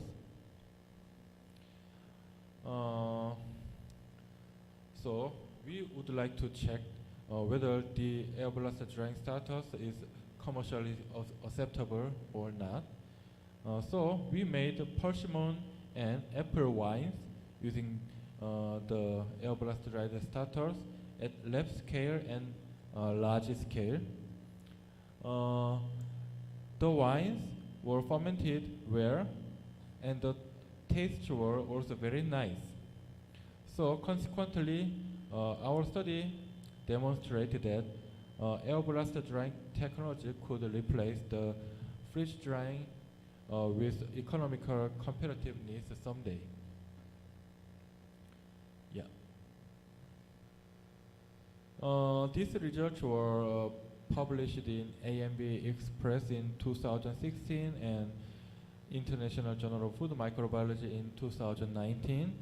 Currently, our group have investigated to apply air blast dried technology to lactic acid bacteria as well. So one of my master students have already close to finish the research, and we expected to submit the research result to any kinds of SSCI journal next year. Yeah, that is all my presentation prepared today. And next slide, please. Yeah, so this is my research group picture. Our lab opened this year, this March, and currently the lab is consisting of 2 PhD students, 2 master students, and 6 undergraduate students. I would like to say thank you for my students and thank you for the committee members to invite me to the great ICoFA conference today. Thank you so much. Yeah, thank you for listening and yeah, if you have any question, feel free to ask. Yeah, thank you. Thank you, Professor Lee. Warm applause, everybody. I'm sorry, I think the volume is too loud, this microphone. It could be uncomfortable. Thank you. Okay, so ladies and gentlemen, that was the presentation from Professor Lee about microbial starters. As we know that microbial starters is very important in food industry to produce a lot of goods. And so Professor Lee suggested some more efficient way to reduce the cost in producing microbial starters. So if there is any of you who has some question, please hold on to the question. We're going to have a Q&A session later on. Now let's move on to our second session with Professor Dr. Fakir Sharif Hossain. Good morning, Professor. Good morning, Good Professor morning. Santika. What time is it in Bangladesh, Professor? It's just 1 hour, we are 1 hour behind. Oh, That 1 hour 9:39. behind. Yeah, right. Okay, right. so it's still morning, okay, Professor? Yeah, yes, yes. So Professor Hossain is from the Department of Electrical and Electronic Engineering, Ahsanullah University of Science and Technology, Bangladesh. And Professor Hossain took his Ph.D. in Nara Institute of Science and Technology, Japan, in the field of electronics. And his research interests are machine learning, hardware security, VLSI design and FPGAs, electric intelligent vehicles, IoT, and blockchain. So joining us from the Zoom cloud meeting from Bangladesh, please welcome Professor Fakir Sharif Hossain. The stage is yours, Professor.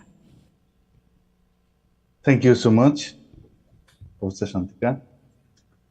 So I need to share my slide, right? Yes. Do you have the access, Professor, to share your slide? Maybe, let me check.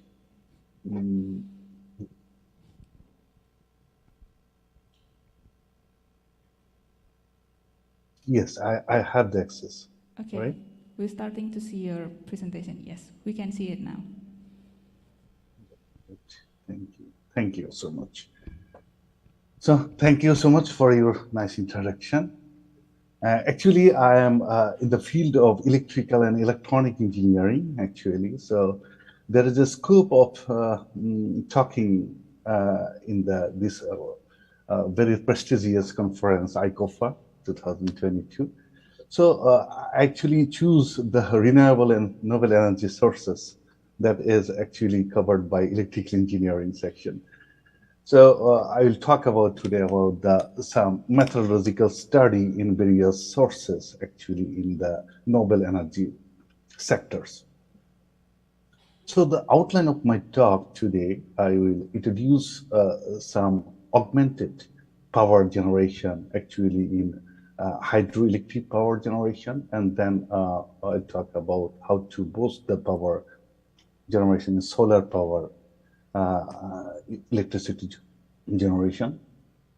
Then I will talk about a little bit about the electricity generation can be based on some rural and urban areas like as the irrigation pump based and also municipal waste based electricity. And then I will conclude my talk.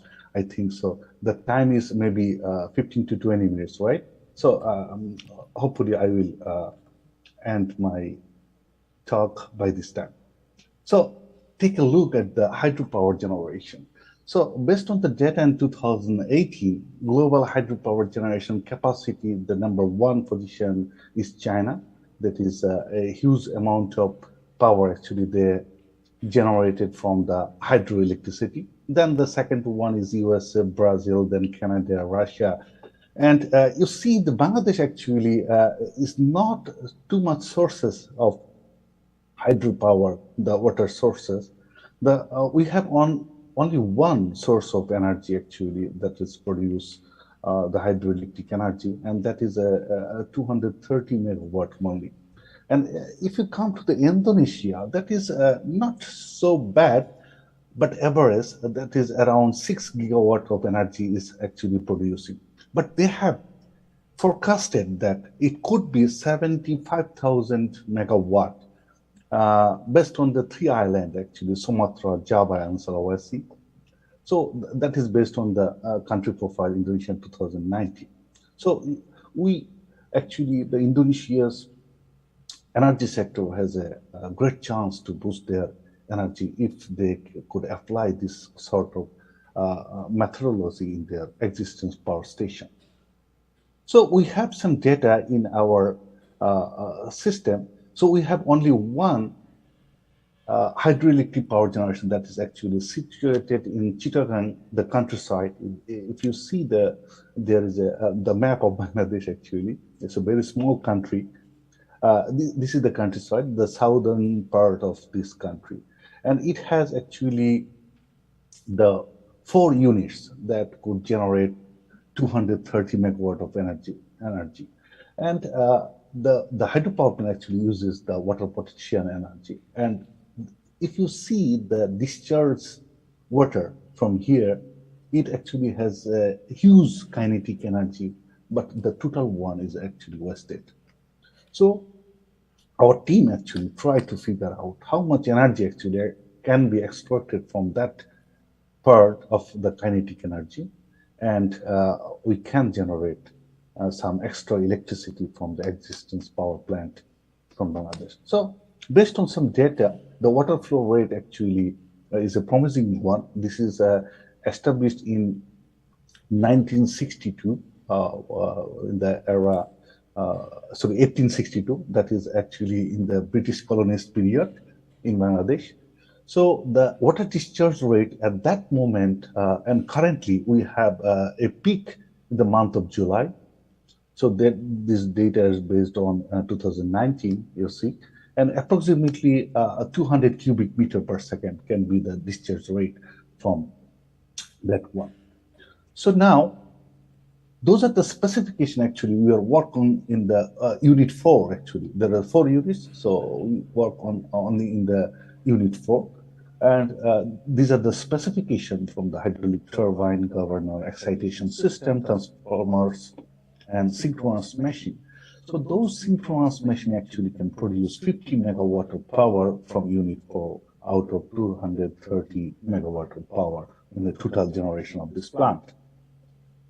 So what we do actually, we try to figure out the schematic view of the existence plant of unit 4, and then try to figure out what type of region can be chosen so that we can place our augmented unit in there and can produce a significant amount of power from the existence plant.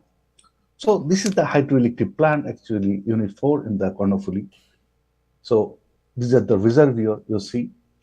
It's a huge reservoir actually we have currently, and there is a penstock, and according to the mechanism of hydroelectric plant, there is a turbine there.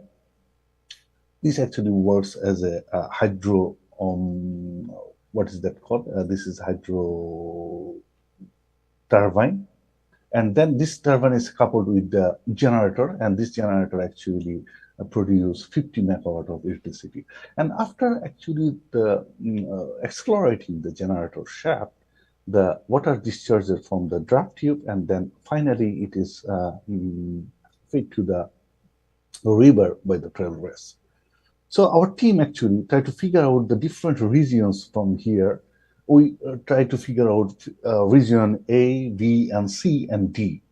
But the problem is, if we choose the regions A, B, and C, this actually involves mass engineering construction, and it's not cost effective. So we have chosen here in the trail race region and the region D for hydrokinetic energy extraction as well. So our design actually, if you say, we have proposed a channel area of 7 meters square in the trail race region, and construction, and those are the specification actually. And we have built a underhood water wheel, actually, that is called the hydrokinetic turbine. So this sort of design actually is look like a Pelton turbine shape, and we coupled with the generator in scale, and it could produce around 12 megawatt of extra electricity from the existing plant as well. So we have actually simulated our result in the MATLAB Symbolic, and we try to insert some three-phase fault there and transient analysis and try to figure out, is it actually aligned with the current operating situation of the plant as well. But the results are very promising and so those are actually the current, voltage, frequency, and power voltage of the output. So here we can observe that the terminal voltage, the line current, as well as the frequency of operating condition, all are actually very aligned with the unit 4 of the running system as well. So if we compare the existing system with the augmented model, our proposed model, you see in terms of voltage and current, the wave shape almost similar. And those are actually a good sign of the feasibility of establishing an artificial channel as well as a hydrokinetic turbine to produce electricity. So we also examine in our model in a small scale as a prototype model there, and it's a very small scale. We try to figure out 12.1 watt of energy can be extracted from the local stock. So those are actually, we have designed the Pelton turbine in a small scale and using Arduino devices and a 30 liter of bulk reservoir as a watt, drop tube and other things from the local market actually as well. And this is spent around only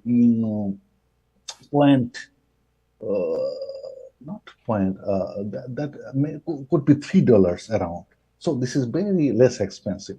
And we are able to generate this sort of electricity from that channel. And we have published this work in the Q1 journal in PLOS ONE in 2021. And a lot of review actually is coming after that publication. And people are really engaging with this work. Now let's move to another augmenting of power as a solar power generation. In the solar power generation, you see there are several issues in Bangladesh perspective as well. We have land crisis. You know, the Bangladesh actually is very small country and overpopulated. So the land crisis is a huge problem here. Then the floating solar cell has great efficiency and advantage because it has a temperature maintaining system as well. The water body can sink the temperature from the panel and can boost the efficiency. But the problem is they faces the environmental issues, the water pollution. The particles can be mixed to the water body and could make the environmental or can raise the environmental issues. But another thing is that the solar panels is very expensive materials to produce the electricity, but it's a wrong durable. The problem is if the temperature has a great negative coefficient with the efficiency degradation. So what to do? Actually, our team tried to figure out these two tasks. One is how to reduce the water pollution and from the floating solar plant, and want to increase the generation by controlling the temperature as well. So what they do, they actually, the floating solar plant, they mount it over the water surface so that there is no touch of the water body to the panel inside.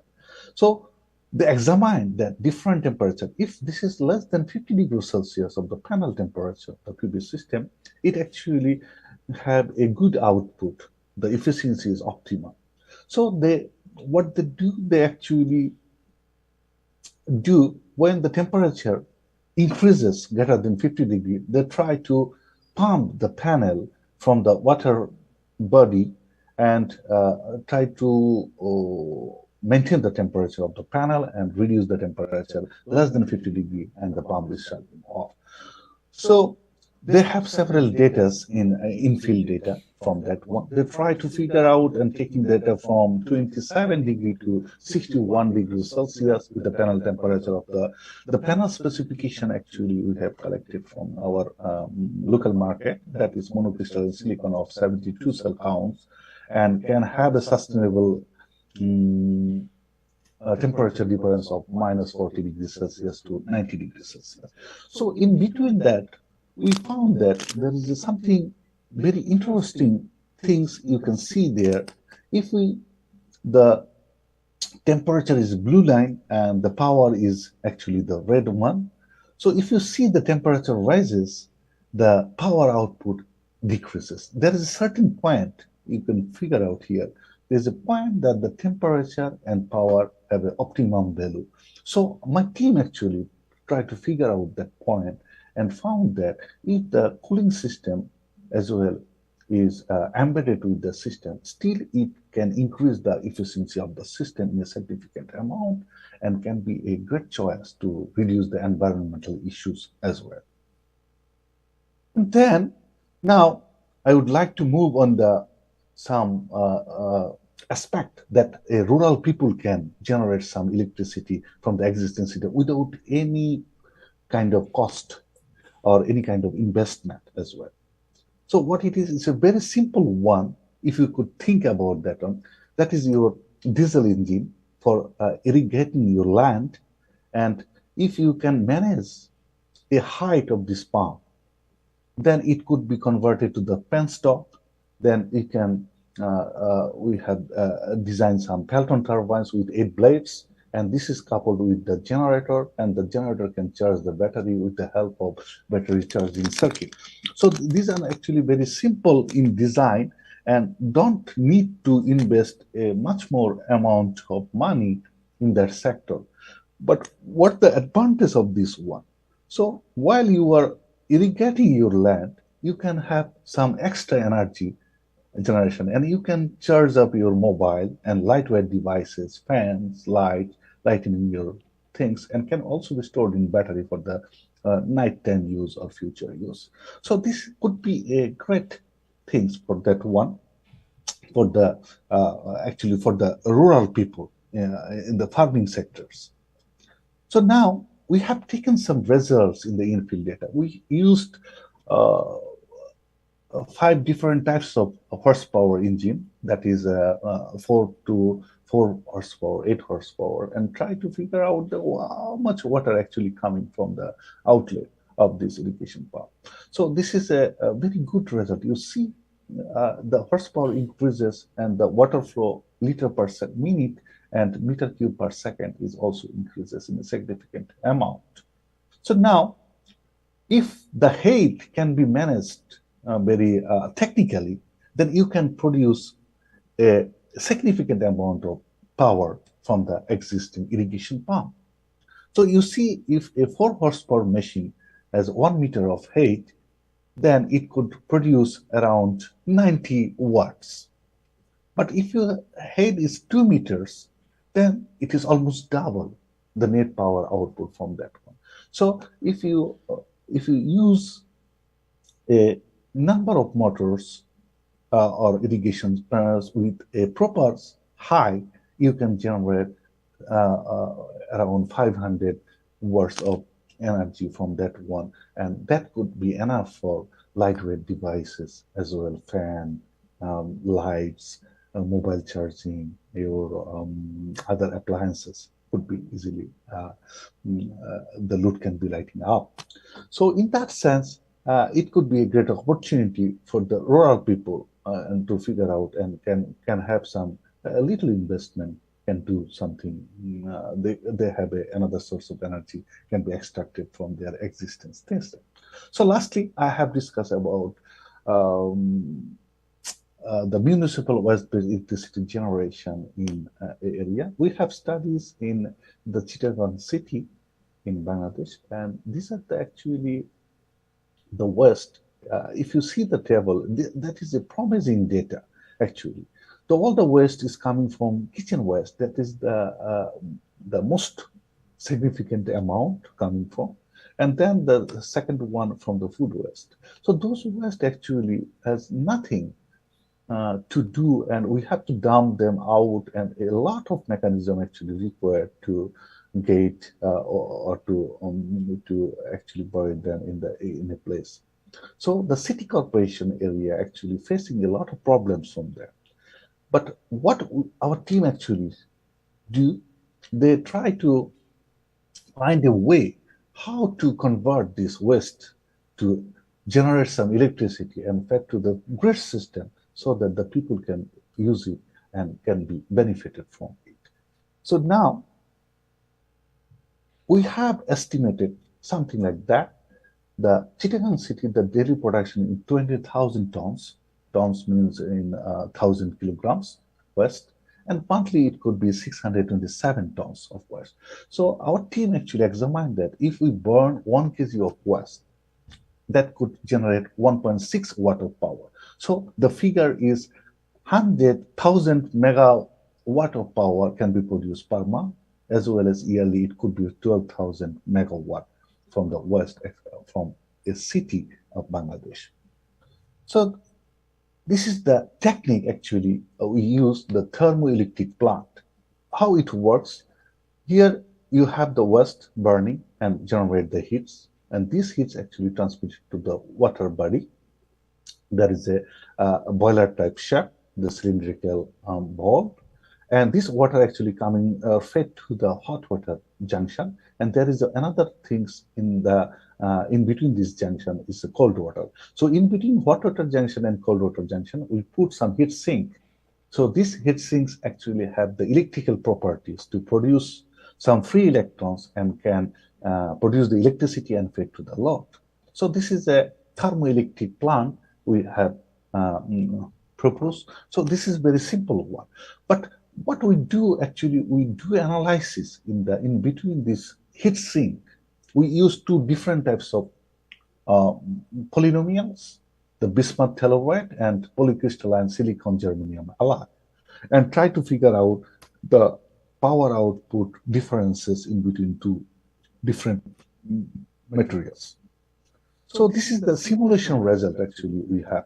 So we have tried to figure out the transmission electron microscopy, the 10 parameters on that one, and we have a different results from that simulation as well. So bismuth telluride efficiency is less than the silicon germanium alloy efficiency. So what we do, we not only simulated this one, we also do a prototype model and try to figure out how they are differ from each other. So if you see around 370 degrees Celsius, the bismuth telluride efficiency is around 6%, whereas the silicon germanium is 8%. So there is nothing more difference in between them. But if you come to the power rating, that could be a very, very good difference to distinguish them for the using of the zinc materials. So the bismuth telluride actually has a fraction of watt, but in the same system with the same materials, if it is converted to silicon germanium alloy, each pellet can generate 41 of watts. So this is also very promising one. So you can convert your waste energy to electricity as well. So this is the conclusion remark of my talk today.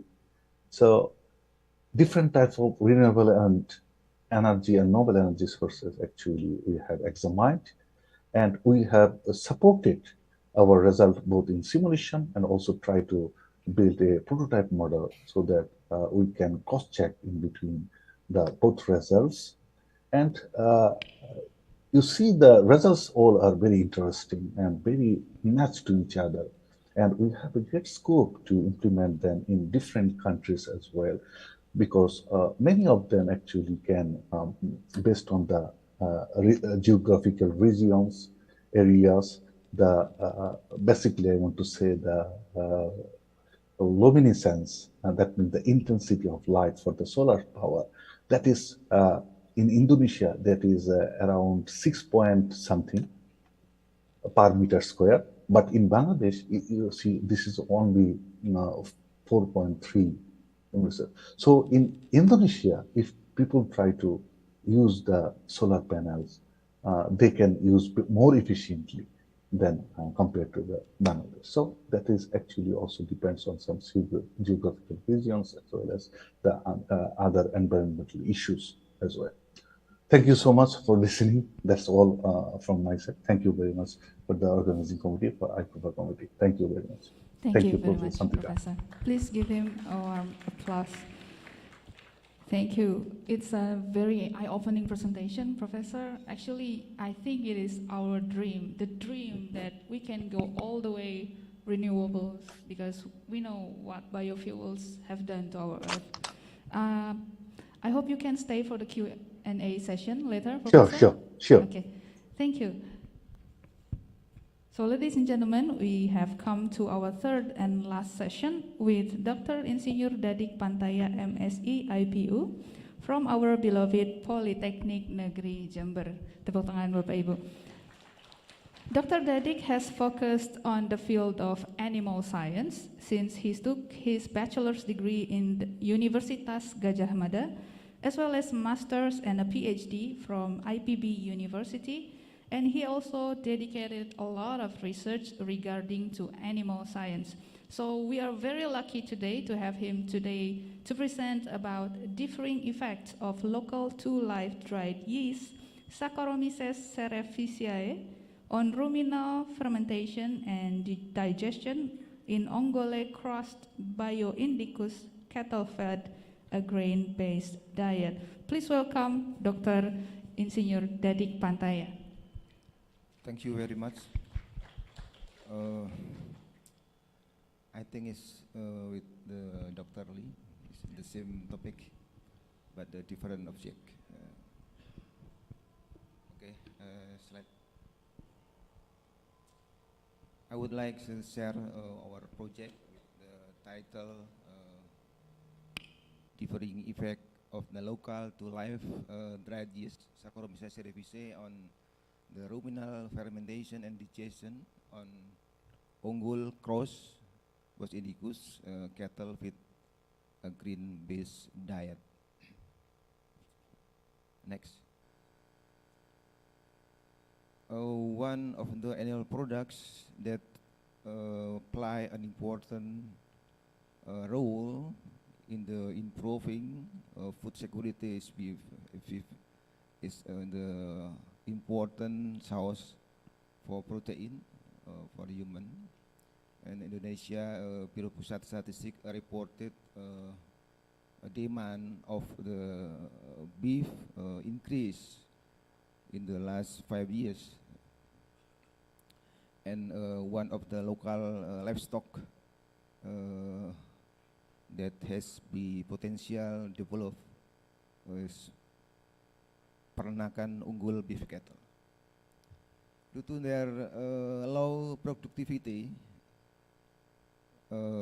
therefore it is necessary to boost animal production through feeding management. And one of the methods use feeding management is by feed with the high concentrated diet. Using the high concentrated diet can be a negative effect, including decrease of ruminal pH and the increasing incident ruminal acidose, and which has a negative impact on health. Next. Practical ways in the field to overcome these effects. We supplemented the feed additive, for example, is antibiotics. Antibiotics have the capability to suppress the negative effect, but antibiotics have the effect cause resistance and reduce residue in the product. It is used, has been banned since 2006 in European Union country. And one of the microorganisms that have the potential to improve productivity is yeast. Yeast is one of the microbial additive for ruminant animal feed, and that have ability to modify ruminant fermentation and improve livestock performance. Yeast is able to makes the rumen more anaerobic, and that is rumen microbes more work effectively. Next.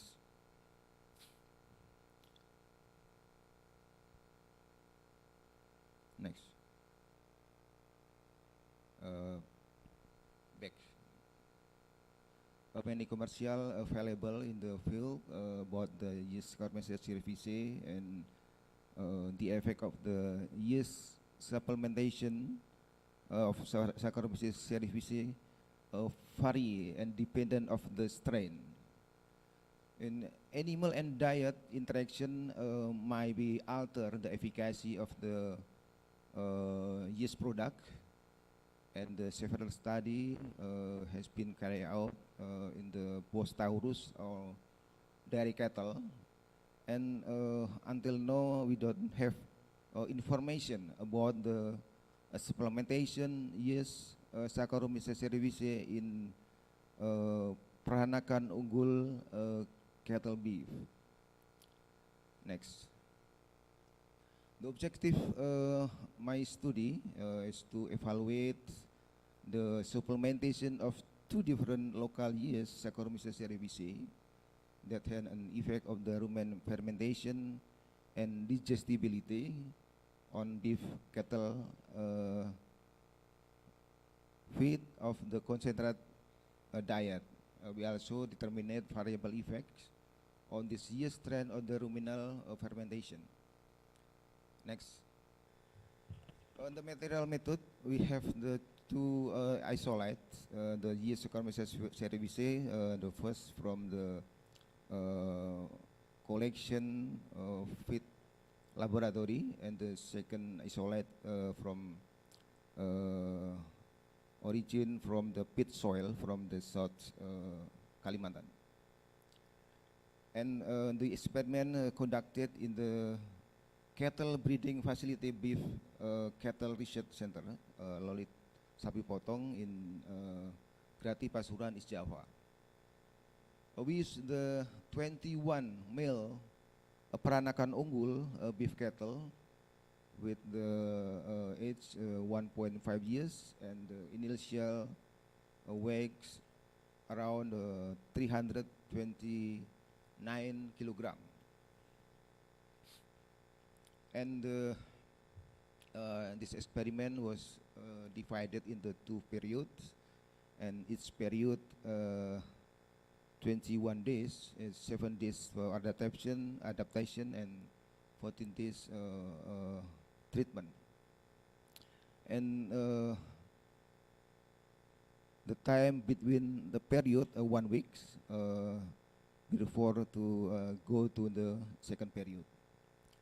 And the sampling time for product metabolite rumen we take in the 0 hours before morning feeding, and 4 hours and 8 hours after morning feeding. And the experiment we conducted completely randomized design with the 7 replication each treatment. Next. The treatment divided three parts. Number 1 is no yeast plus supplementation, and 2 second plus yeast Saccharomyces cerevisiae 1 gram per yeast per head per day, and third treatment plus yeast Saccharomyces cerevisiae 1 for EST1 for second treatment, and EST2 for the treatment 1 gram years per head per day. And we divided to two period. Period 1, we feed cattle, use the low concentrated diet, and in the second period we feed cattle, use the high concentrated diet. For analysis parameter, we analysis volatile fatty acid for acetic acid, propionic acid, butyric acid, using the GC, and the ruminal pH using the pH meter, and lactic acid concentration, ammonia, blood glucose, and the feed digestibility. We use the total collection during 3 days in the last of the period. Next. The feed composition consisted of the palm oil, coffee peel, and cassava meal, ketchup waste, and restaurant meal, porat, and vitamin and mineral mix. With the nutrient composition, the crude protein around 13.5%, and the starch content is 30.5%. Next. In the result, the effect of the year's supplementation on the dry matter intake and digestibility. We divided the two type of feed, and number 1 in low concentrated diet with the ratio concentrated and forage 60 and 40, and the second period we use the high concentrated diet with the ratio concentrated forage 70 and 30, and we test in the in vivo using the peranakan unggul beef cattle for the dry matter intakes and digestibility dry matter intake. And in dry matter intake, we saw in the table 2 not a significant effect between treatment in low concentrated diet and in high concentrated diet.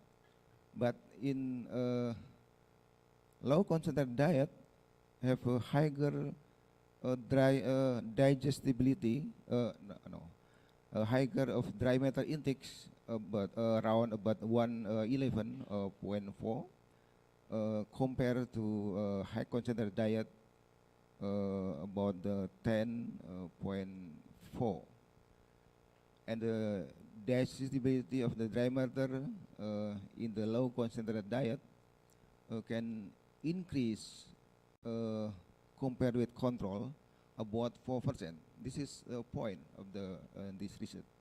4% increase for digestibility for dry matter intake. And in high concentrated diet, the supplementation of the yeast was not significantly effect. Next.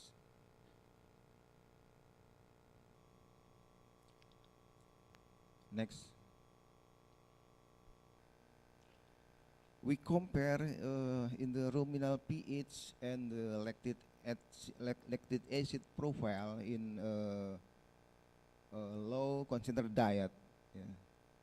We saw in the figure 1 and 2 about the pH profile in a low concentrated diet, and the figure 2 in lactic acid profile in low concentrated diet.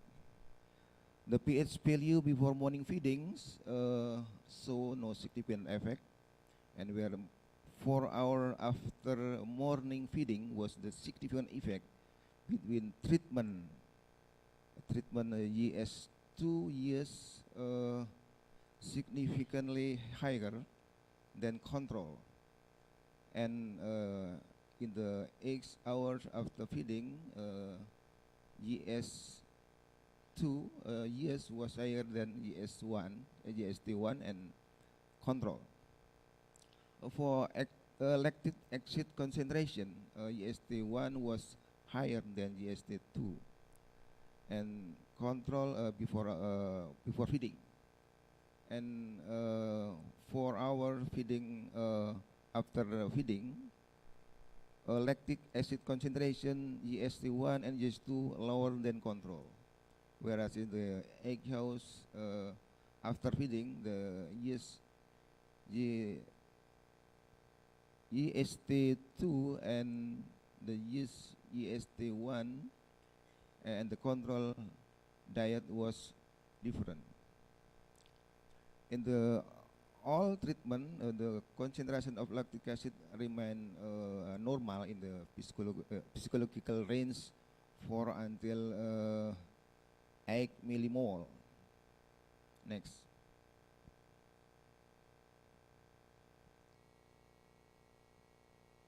This figure 3 and 4 in the pH profile in the feed high concentrated diet. We saw in the table 1, table 3, the pH value before morning feeding saw no significant effect, and whereas 4 hours after morning feeding significant effect, and all the treatment is fall the pH in the rumen until the below 6.6. And the lactic acid concentration, the initial concentration before morning feeding, around about 3 millimole, and the 4 hours after feeding is very high.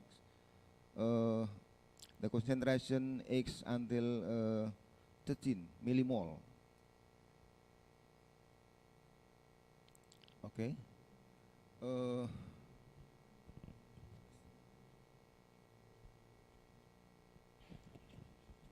The concentration of lactic acid is very high due to bacterial lactic acid bacterial in the rumen is more growth, and the produce of the lactic acid bacteria, yes. And the product of the lactic acid bacteria because the increasing of the intake of starch diet. Next.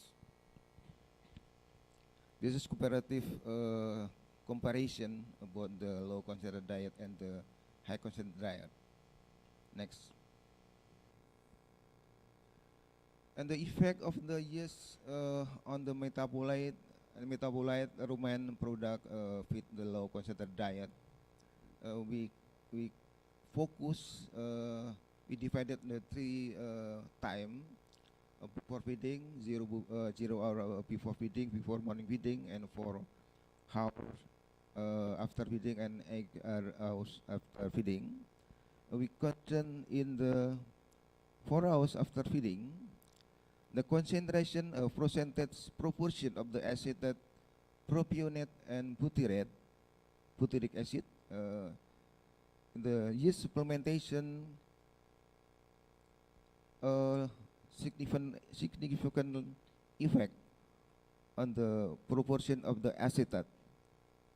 The GST2 is more lower than the GST1 and the control. And for propionic acid, for GST2 higher than compared than GST1 and control, about the 4% increase of the propionic acid. And the similar result in butyric acid, the significant effect.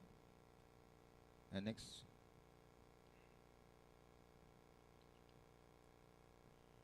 Next. Okay. This table 3, the effect of the yeast supplementation in feed. Next. Okay. We calculate the acetate propionate ratio was significant higher in the 0 hours and 4 hours after morning feeding, whereas eggs after feeding is not significant difference. And in the same time, in the similar concentration, acetate propionate ratio, GST2 and GST1 was significantly higher than control treatment. The lower ratio acetate and propionate due to the lower proportion acetate and the higher proportion of propionate. Yes, supplementation suggests stimulate population lactate utilizing bacteria and enhance ruminal propionate. And the similar result in butyric proportion. Next. In the table 3, the effect of the supplementation of metabolite rumen product with cattle feed with high concentrated diet. In the table 3 show that the total volatile fatty acid is very high, about the 150 until 200 is very high compared to the low concentrated diet. And all the item for acetic acid, propionate, butyric, and etc. is not a significant effect. Next. To evaluate the capacity of yeast in regulating feed start, we compare the treatment of the cattle feed diet differing start level.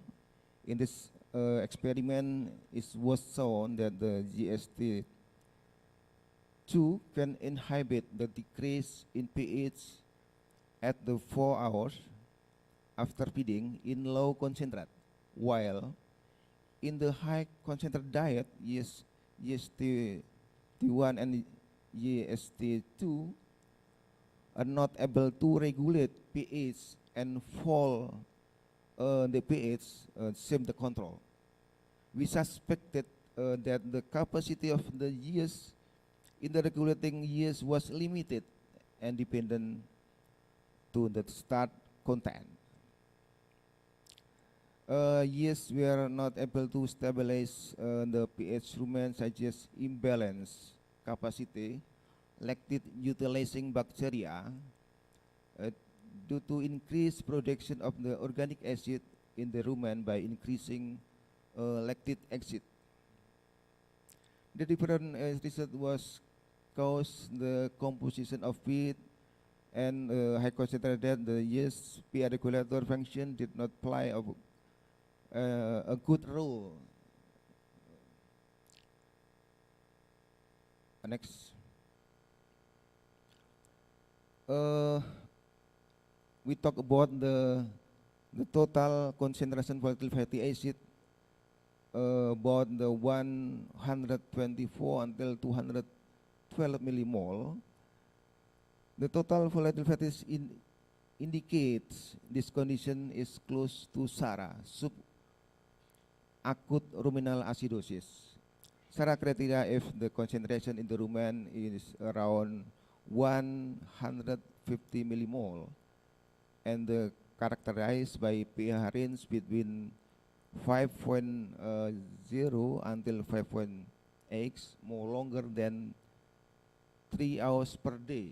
This condition SARA, subacute ruminal acidosis. And reported for Casamiglia that cattle feed concentrate experience a decrease in ruminal pH and increase total volatile fatty acid. This condition also affect the proportion of acetate and propionate. The rate of the production is imbalance with absorption. Imbalancing between production and absorption will affect of the content organic acid in the rumen. Next. If we seen in the blood glucose in the low concentrated diet compared to high concentrated diet, blood glucose in the control and the GST2 yes, in the low in the control compared the GST2 and the GST2 increase around the 7 milligram per deciliter, and for the control just increase of 6 milligram per deciliter, and the GST1 3 milligram per deciliter. And the high concentrated diet is not significant different. This is point about the increasing of the blood glucose for the yeast supplementation GST2. Yes. Okay. Next. We have the conclusion about the study. From this result in studies was found that the nutrient digestibility profile of the GST2 had the better performance at the feed composition in low concentrated diet. In contrast, GST1 supplementation was not increased digestibility, and GST2 can regulate rumen pH, reduce lactic acid level, and increase the proportion of propionate more better than GST1. Because the strand GST2 tend not work at the high concentrated diet, further research is necessary to evaluate the strength in cattle feed with the high concentrated diet using the increased dose of supplementation of yeast, and the application of the use of the selected yeast still has a potential to increase a local cattle productivity. Okay. Thank you for your attention. Thank you. Please give him a round of applause, Prof. For Dr. Dadik Pantaya, it was a very astounding presentation, so in which he tried to utilize yeast to basically improve cattle performance. One more applause for our all speakers, ladies and gentlemen. So we have already listened to all of our speakers, so I'm sure that you are very intrigued now to ask some questions. So we will have a first chance to ask for you, for those of you who are in this room. If you have any question, just simply raise your hands, please. Panitia, mohon dibantu untuk mikrofonnya. Iya. Please introduce your name and to which speaker do you wish to ask to.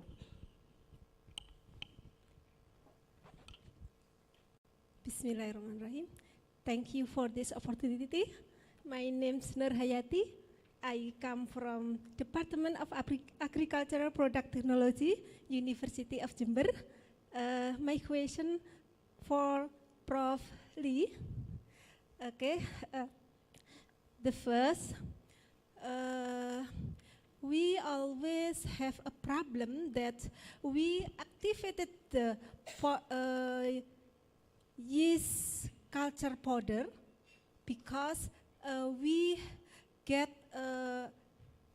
like pace adaptation pace, so we need more time to activate the starter because the starter in powder. This is we have a problem. So please advise me how to activate the powder starter. When we dissolve in the warm water, the starter can get injury cell. But when we dissolve in cold water, we more much time to activate the starter. This is a problem. And the second, maybe we can get collaboration research. Now we develop the probiotic agent from yeast to microbial health in human. Now, especially, we isolate and identify the yeast from tapai. And we get two starter, we get two isolates that candidate probiotic. This is good news for us. Then we encourage the quality of tapai as we call the probiotic tapai. This is. Thank you, Fed. Thank you. So the first question is from Ms. Nurhayati to Professor Lee. Did you get the question? Yeah. Okay. Thank you for asking me. It is always issue when we use the microbial starter to activate for some fermentation. I know the most microbial starters are dried forms, and when they are rehydrated, they require some time to be activated. So I think the most microbial starter products suggest us to use warm water or some other things to be activated.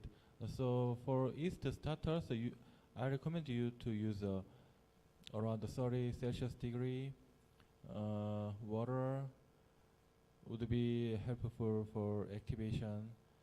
And so in my study, sometimes if we use another water like the peptone water or NaCl water as a buffer, would be also great for activating the microbial starters. And the second question is also for me. Yes, it's actually, it's not a question, it's actually like, if you do want to collaborate with her, maybe you can talk with him later. Yeah, okay. Thank you for your question. So the first question is answered, I suppose. Is it answered? Yes, thank you. Next question, please raise your hand if you do have some question. Thank you. Bismillahirrahmanirrahim. Assalamualaikum warahmatullahi wabarakatuh. Thank you very much for giving me time to take a question. Let me introduce myself. My name is Yosi Wisono from State Politeknik of Jember. And the question for Prof. Lee. And the first question, maybe just a little question, Prof. Lee. Would you like to tell me more about the GMO? I'm sorry, it is maybe different from your presentation, but it is maybe just a little question, but maybe more interesting to discuss about the genetically modified organism, especially for yeast. How about this one in your country? And maybe tell you maybe more about the regulation about the GMO in the Korea, in your country. And the second question, the last question, I think, the effect of sugar additive as a protective agent on survival rate. You said before, or you mentioned before, that 10% sugar result in survival rate of more than 90%, right? And it is possible, or can we use something like fructose to this one? Maybe you can tell me more, because it is very interesting. Maybe this one. Thank you very much, Prof. Lee. Thank you. So that is from Mr. Yosi. Did you get the question? Could you explain one okay. First question? So the first question is actually about GMO, genetically modified organism regulation in your country about yeast. If you do have something to say about that. Yeah, there is always the biggest issue for the microbial genetist. Actually, I was working at the University of Wisconsin Madison as a postdoc until this January, and I developed a lot of the genetic modified yeast in there to make bioethanol from the biomass. And yeah, I have always questions how to use the GMO or RMO microbial microorganisms for food industry or some other things, but it's still the most important thing is how the people accept the GMO or RMO organisms to use for food or some things. So still Korean government doesn't allow to use the RMO microorganisms for food directly, but I think the European countries or American, USA, they allowed a part of RMO to use the industry, and indirectly we can use the RMO for the secondary metabolite like antibiotics or some other things, not the direct product for a human. So there is still a lot of things to be adapted to persuade people this is very safe technology for human beings, our future. So yeah. Yeah, the same, still complicated. So the second question, can we use fructose for the protective? Yeah, sure. layer? You can use the fructose as a protectant, but we just optimized one of the 6 sugars what we tested. Some strains had fructose as the best protected solutions. So, but as I presented, different strains has different cellular structures or some other characteristics. So we should test the fructose is the appropriate protected solution for this your target strains. Yeah. Okay, thank you, Professor Lee. Is it answered, sir? Okay, so because there has been 4 questions for Professor Lee, maybe we can continue specifically if those of you have any question for Professor Hossain or for Dr. Dadik, please raise your hand. Okay. Oh, sorry. Okay. Good. Okay, thank you for this opportunity. I am Rahmawati from Food Technology Sahid University, Jakarta. I want to ask to Dr. Dadik. Dr. Dadik, your research is very interesting and very useful to people. But as we know currently, growing issue about plant-based foods, where many people reduce meat-based food for various reasons, such health factor, environment, animal welfare, and etc. For this reason, what is the role of this research of this issue? Can you relate your research for this issue to balance or to reduce? Because your research is very useful, I think. Thank you. Thank you. From Ms. Rahmawati to Dr. Dadik. It's basically about plant-based food, right? So it's basically totally different with what you're doing, but how are you thinking about that? Like, what is the relation with what you're doing with plant-based food? Okay, for the I try to answer about this issue about meat. Meat is I think it's the contradiction Yes, for the meat for human and the protection meat in this animal science. We try in the. I think it's we try to the spirit of the issue of the meat on the human and meat in the what is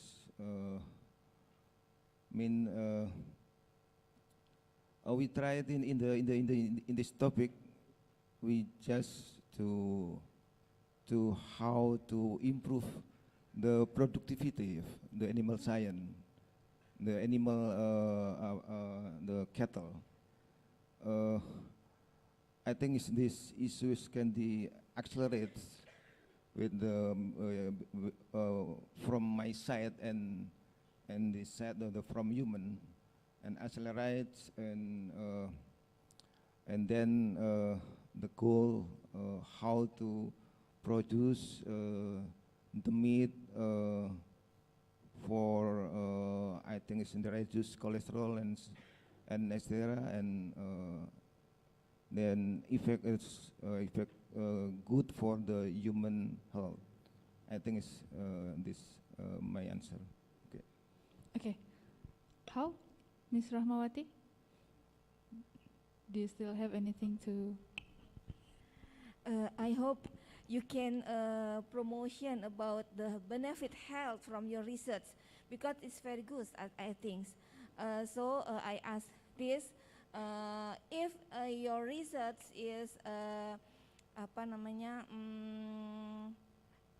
give the information about that you have said that it's very good, especially for people who afraid from it. I think like that. Thank you. Okay. Thank you. Thank you. Thank you. So moving on to the next question. Please raise your hand if you do have some question for Professor Hossain or Dr. Dadik.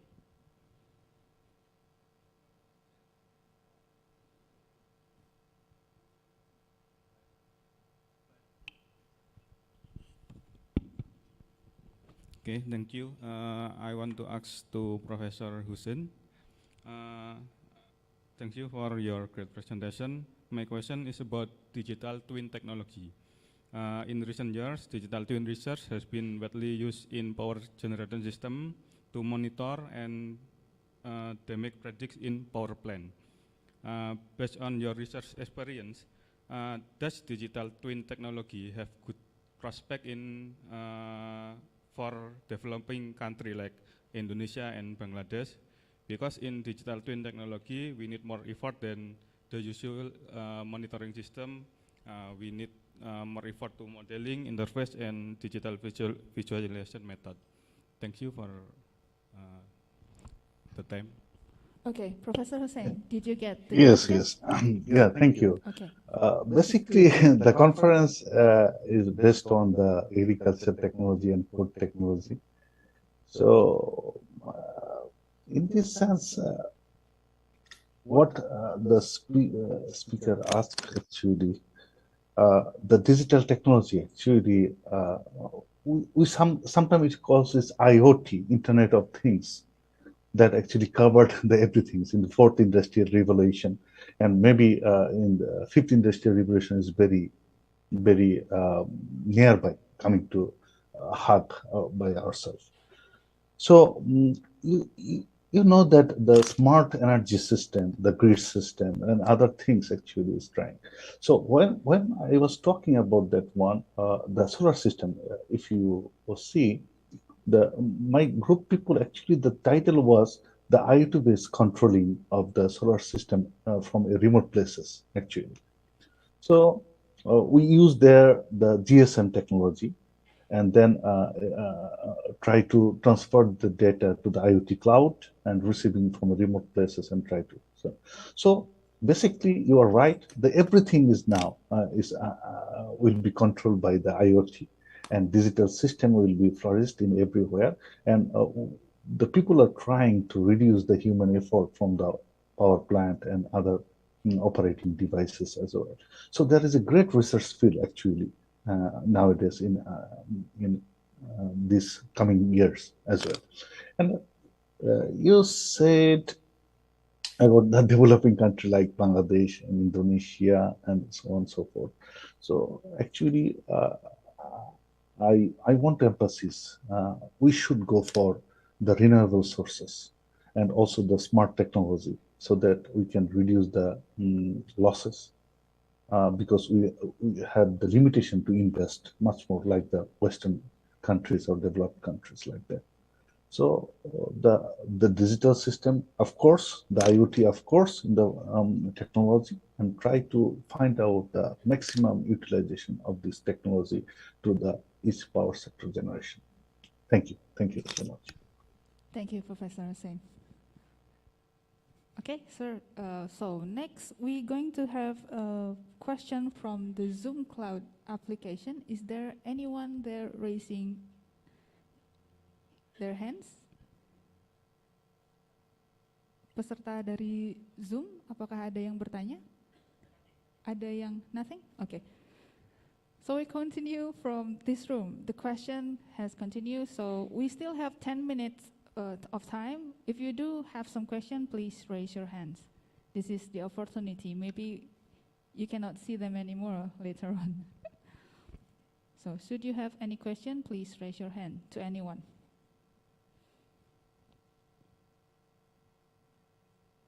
Enough? 5, 4, 3, 2, 1. Okay, then. I think we are enough with the question and answer session. So ladies and gentlemen, it has been a very warm and inspiring discussion, and we have our time limited after all.